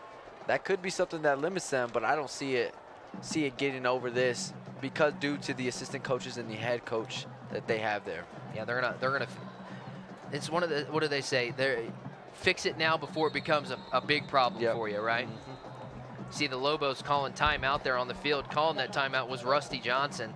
You know, Johnson, he's a dual sport athlete like a lot of these players that play for Estacado. He plays catcher for for Levelland. And so, and what I understand, he's a pretty good catcher for the Lobos. And that's great to hear. I mean, you hear a lot about football players and baseball players being the same, and usually it's the quarterback position because it's the arm. Yep. But seeing the running back being a catcher, that's pretty impressive. He's got that pop time. Right. On the back of their jerseys, they always have WIT, whatever it takes. For the Lobos? For the Lobos. And what's crazy, they also have that for Estacado as well. Really? Yes, Did not know WIT. that. Of course, this is a UMC Children's Hospital timeout. UMC Children's, thanking them for doing all of our timeouts this year. Yeah, I do remember that now for the Estacado baseball team, the WIT. Right, and I remember going to camps as a little kid. It was always WIT. With Coach Giannis? Coach Giannis and Gomez was there actually when I was attending there. So here we go, 3rd down and 7. 9:45 to go here in this ball game. Again, thank you to everybody for tuning in. Now we just hit the triple-digit milestone on people watching, so we're super grateful for that. And as I say it, we drop back down, but that's okay. But make sure you like, subscribe, and do all the things, because this is where we broadcast all of our games on Friday nights. That was almost intercepted there, Diego. Yeah, it looked like a risky play. Ultimately, the defender couldn't come down with the ball. It was great coverage there. And is it the same quarterback that we've had?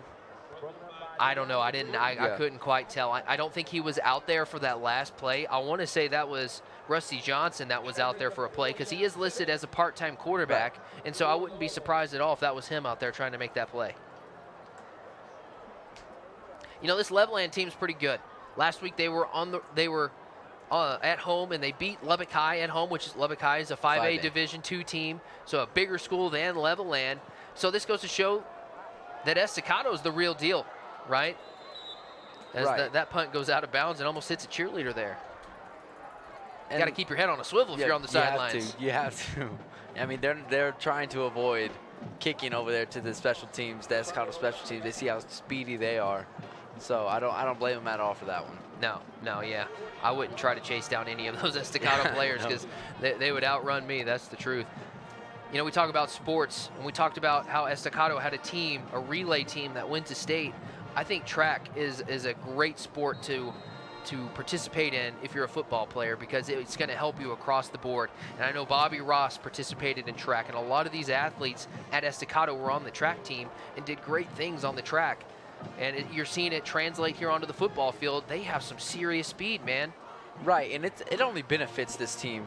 As they are already fast, that's just making them even faster, as the Lobos absolutely just disrupt that play there. Looked like it was Gage Potter that finished the play off, but yeah, great stuff there by Austin Ellis to get off of the blocker there, grab a hold of Ross, and then let Potter finish off the play. Right, just great defensive play there by the Lobos. Going back to our live stream and us talking about how we're here every Friday night, you know, Diego, we live in a world now where people post all the time these fake links. Watch this game live here on this stream, and they're never real. This is one of the real ones, right? And so if you're a fan of either team, share this link and get it out there. Let people know that we're broadcasting this live, as Bobby Ross has got a 1st down and more. He's going to try to get a stiff arm and go around the defender, but be pushed out of bounds. Right, and it just, going back to the comparison you had in the first half, Derrick Henry. That looks like a Derrick Henry play there. And I love the way he holds the ball, too. He holds it high and he holds it tight. That's how a running back should hold it. Right, and you could tell that these guys are well coached, and it shows with them being 9th in the state. Well, and if they continue to win, and if they win like this, the trajectory is only up from here. Great, I agree. Looks like there's another penalty on the play. They had the ball at the 47, and now looks like they're going to spot it at the 50-yard line. It's going to be 2nd down and 15. Penalties are killing them tonight, but in a world full of positives, if that's your negative, you're going to be okay if you're Estacado. Right, because it is a fix. It can be fixable. You know, it's just some things that happen, and it's like it's fixable. And these players are coachable, and we could see that. Here's Ross on the wheel route, hitting that corner, getting slung down at about the 37-yard line. He's going to be short about 2 yards. That's a gain of 13 on the play. Yeah, great catch there, great concentration, knowing you have space and knowing you have the speed to get up there into the open green grass. And that's exactly what he did, and he executed. And now it will be a 3rd and short here. Yeah, 3rd and 1, and the clock is continuing to roll, right? That's something that they want to stay in bounds, let that clock roll as this game continues to roll on. It's going to be another handoff to Ross. See, that stiff arm is so lethal. He breaks away, and oh, he's going to go the distance. Yes, sir. Bobby Ross, touchdown, Matadors. From the 36-yard line, he breaks a tackle, and he does the rest. Touchdown, Matadors. And he uses that stiff arm that we were just talking about to get open, and that would be his 2nd touchdown of the day. Yes. 2nd touchdown of the day. Yeah, that stiff arm is lethal. Yeah, especially with his reach and his size and his speed. If he just gets one hand just to slow a defender down, he uses his speed to go from the green grass to the blue end zone. He is north of 100 yards tonight on the ground and 2 touchdowns. That extra point up and good. You know, this game had a different feel at it at halftime. The score was 20-9 at halftime. It's now 55-9. The Matadors are flexing their muscles here in the 2nd half. Right, and they definitely had a speech and a half during halftime, saying they need to get it going here. Prove why you're number 9. Prove why there's a target on your back right now. That's exactly what they're doing here. Just rolling. Rolling. This is fun to see. And, yes. And as a fan of football and as a person that works for this district, I'm loving this. This is fun to watch. I'm loving it as well. This is just talent on display here at a high school level. And there's more than a handful of these guys, like you were saying, that will play at the next level. No matter what it is, they will play at the next level. And it's great seeing this in Lubbock and at Lowry Field. Yeah, and they say less than 2% of high school athletes go on and play at the collegiate level, right? And so that's a small percentage. And it doesn't, to me, I know a lot of people think D1 or bust. No, I'm a big believer in, you know, the schools like Wayland Baptist and the NAIAs and Division I, Division II, Division III. At the end of the day, if you get an opportunity to go play at the next level, that tells me you're elite. Doesn't matter what school you go to. Right, you're elite. If you're playing at the collegiate level, you are elite. And it just gets your name out there. You might go to not a D1 school at first, but then if you get your name out there, build a reputation, you will get offered. You can move up. You can move up. Climb the ladder. So here we are. Here's the kickoff. 55-9 now. Matadors on top of the Lobos. And that kick goes in and out of the hands of the Lobo, and he's going to have to pick it up in his end zone. And the Matadors are right there, but somehow he breaks away.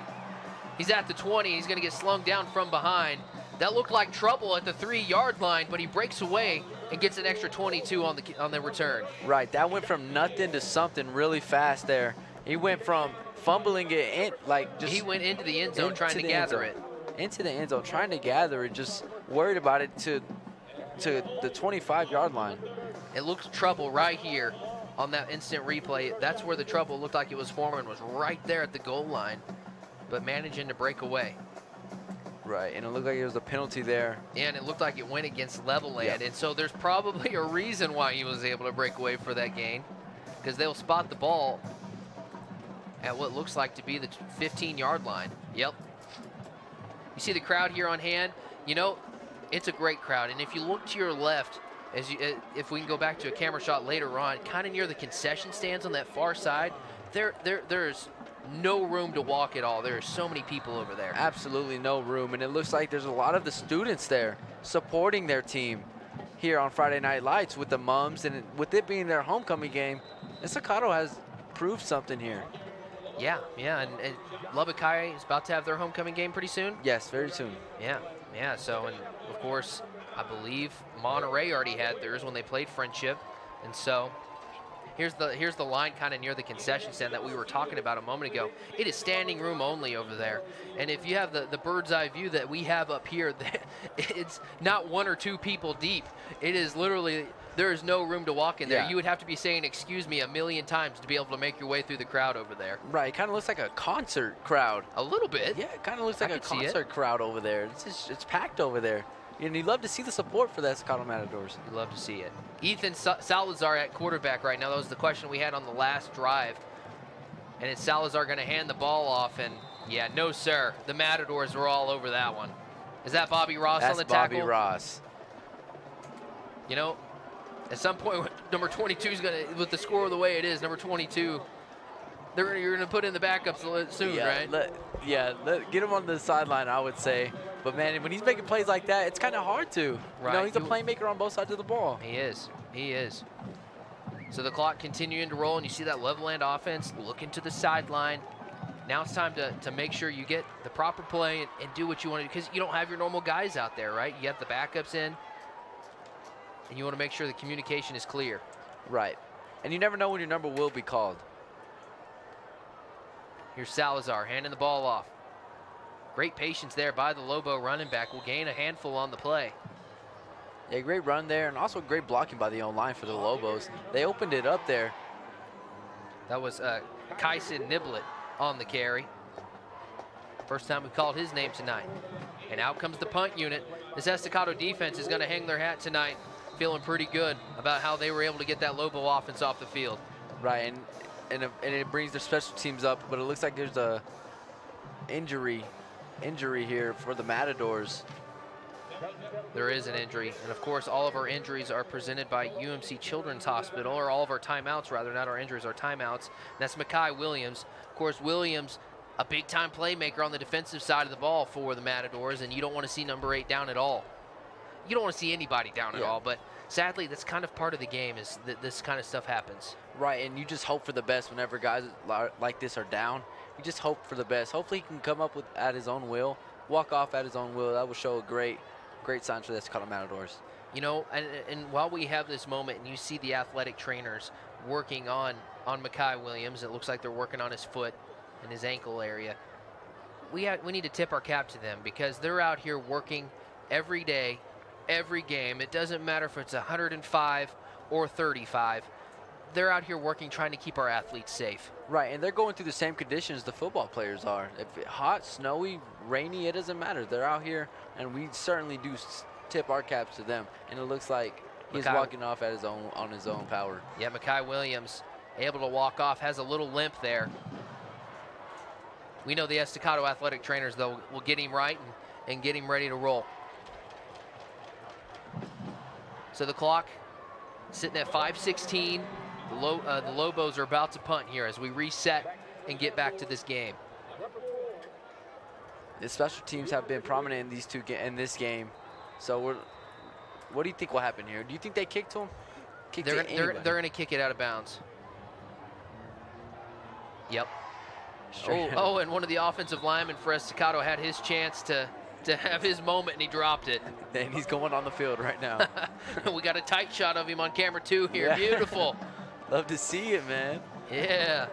That's for Chandrick Smith.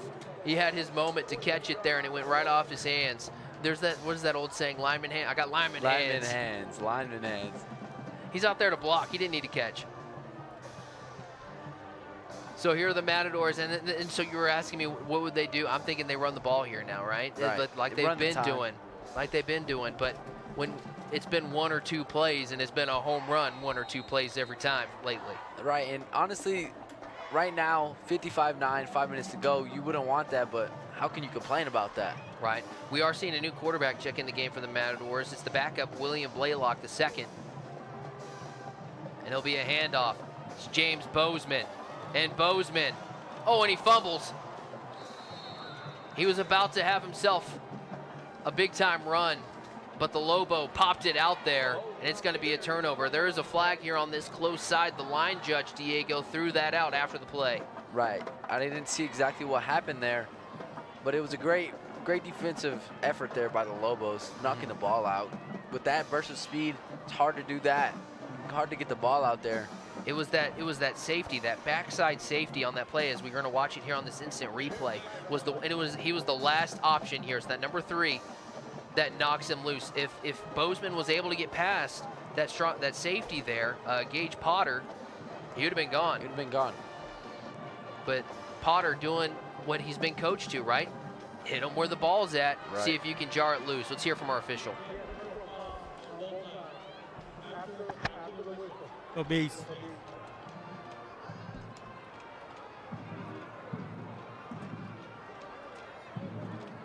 Okay, so it's going to be offsetting penalties there, and the Lobos will come back out on offense. for Coach Leong and this group, you haven't scored in this second half. You want, as the coach over there on that far sideline, you want to see your team get in and do something positive here. Right, you want to see them do something positive, and maybe not necessarily for this game, but for the next game, you know, and just have something to build on. Have like, okay, we did this good, and we need to fix this. Have a game plan. They almost got a lineman for Estacado to jump off sides. It's going to be a handoff here on first down. A gain of 2 on the play.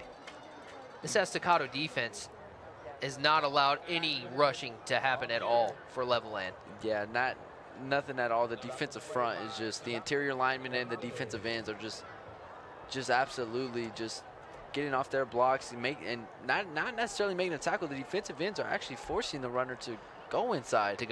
Which makes that cluster there, which causes them to go down. So it's going to be 2nd and 8.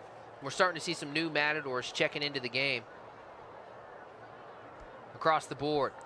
It's a low snap. The Matadors are on top of them, and it's going to be a sack. Down at the 20-yard line, it was another new quarterback in the game for Levelland as Noah Tienda gets taken down.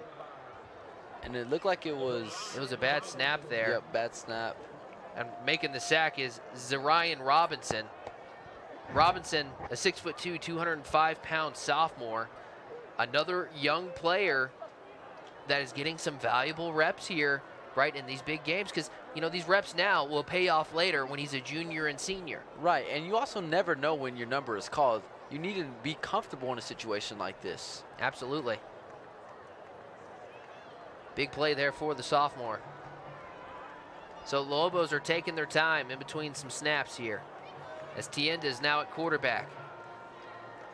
He sends his man in motion. It's another bad snap. And Robinson was there again, forcing Tienda to throw it on the run, and he gets hit as he lets go of that pass. He's going to remember that hit tomorrow. That one's going to hurt. Yeah, that one's going to hurt, but he also did a great job getting rid of that football. That was the right play. He was out of the pocket, so he wasn't going to get intentional grounding. He had to get it past the line of scrimmage, and he did. Good job there by what you would think would probably be the 2nd or 3rd string quarterback, because he's the 3rd one that we've seen tonight. Right. You see him here on the instant replay trying to direct traffic and tell his guys where to go. And that right shoulder hits the turf pretty hard there as he went down. Yeah, the stat of the night for the Estacado defense is how many punts they forced. Yep. That's what's been impressive to watch tonight. And they punted out of bounds. That time it went off of the training table and into the front row of the stands. Did someone catch that one? No, it went off the training table. See some of the offensive linemen running to go get it, though, as they want their hands on the ball. Yeah, they want it. They saw. It's turning into a game every time Levelland punts now. Who's going to catch it? Yeah, they saw Versandrick Smith almost get that one, and the one off his hands, and everyone wants a part of it now. Yeah, Gavin Trevino was the one trying to go get the other one. Okay.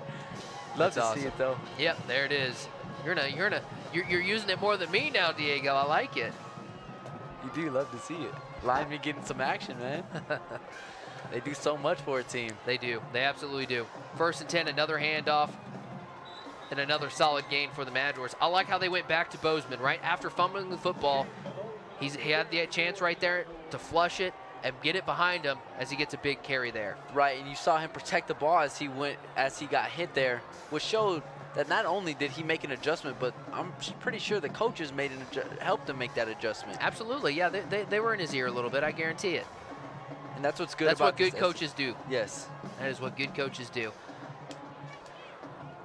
But Estacado is going to try to take as much time as they can off of the clock in between plays, as we are now almost within 2 minutes with left in this game. It's going to be a handoff to Bozeman again, and a flag's going to come flying in. It'll be a false start against Estacado. And that stops the clock. That does stop the clock. We're going to hear from our officiating crew again. False start. Black. 5 yards, repeat the down. All right, so back him up 5 yards. It's going to be 2nd down and 9. 80. Want to thank everybody again for tuning in tonight. Looking ahead on our schedule, we'll be back on YouTube on Friday, September 22nd. So we have a doubleheader that day. Andrews versus Lubbock High at 4 o'clock. And then Abilene coming to town to take on Monterey. I know the Plainsmen are on the road tonight, and so are the Westerners and the Mustangs. And you know what we might do? I might have you get on Twitter real quick and see if we can see some scores real quick from around our district. Will you check that out for us, Diego? Yes, I can. See here on the instant replay.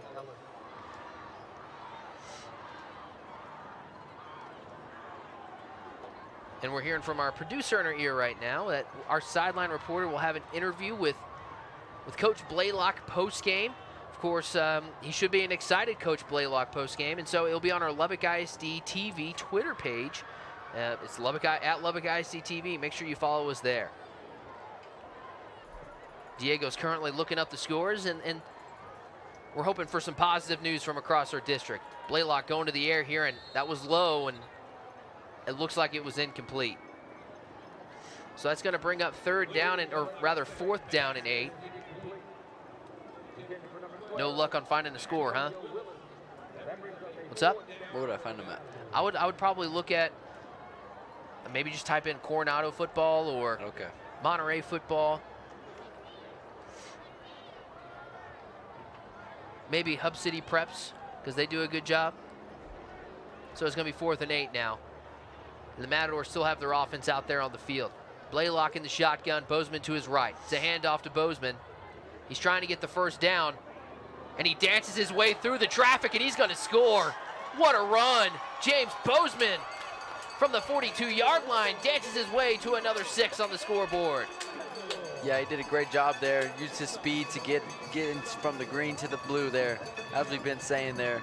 And these Estacado Matadors are full of playmakers. Absolutely, and when we watch this, because I know you were on your phone trying to find scores from around our district, Diego, he was able to maneuver his way through traffic with some fancy footwork. That is quite impressive to see how he was able to get through all the different people and to find the end zone. Right, and I think dancing was the perfect word for it. Dancing was the perfect word for it. Great snap, great hold, the extra point. Up and good. It's now 62-9. Matadors on top of the Levelland Lobos. Let's look at this instant replay here, Diego. Dancing, that's what I'm going to go with. I'll let you be the judge if dancing was the right word. Oh, yeah, that's fancy footwork there. And that's footwork that cannot be taught. That's straight instinct right there. He used his feet to cut, he used his feet to juke, and that was a great display of playmaking there. It was every trick in the book when it comes to running. The stutter stepping, the side stepping, the juking. What was the other one you said that I didn't say? I don't know, but whatever it was, he was shifty and it was elite. It was impressive. It was elite. So with 39 seconds to go, the Matadors are going to kick this thing off to the Levelland Lobos.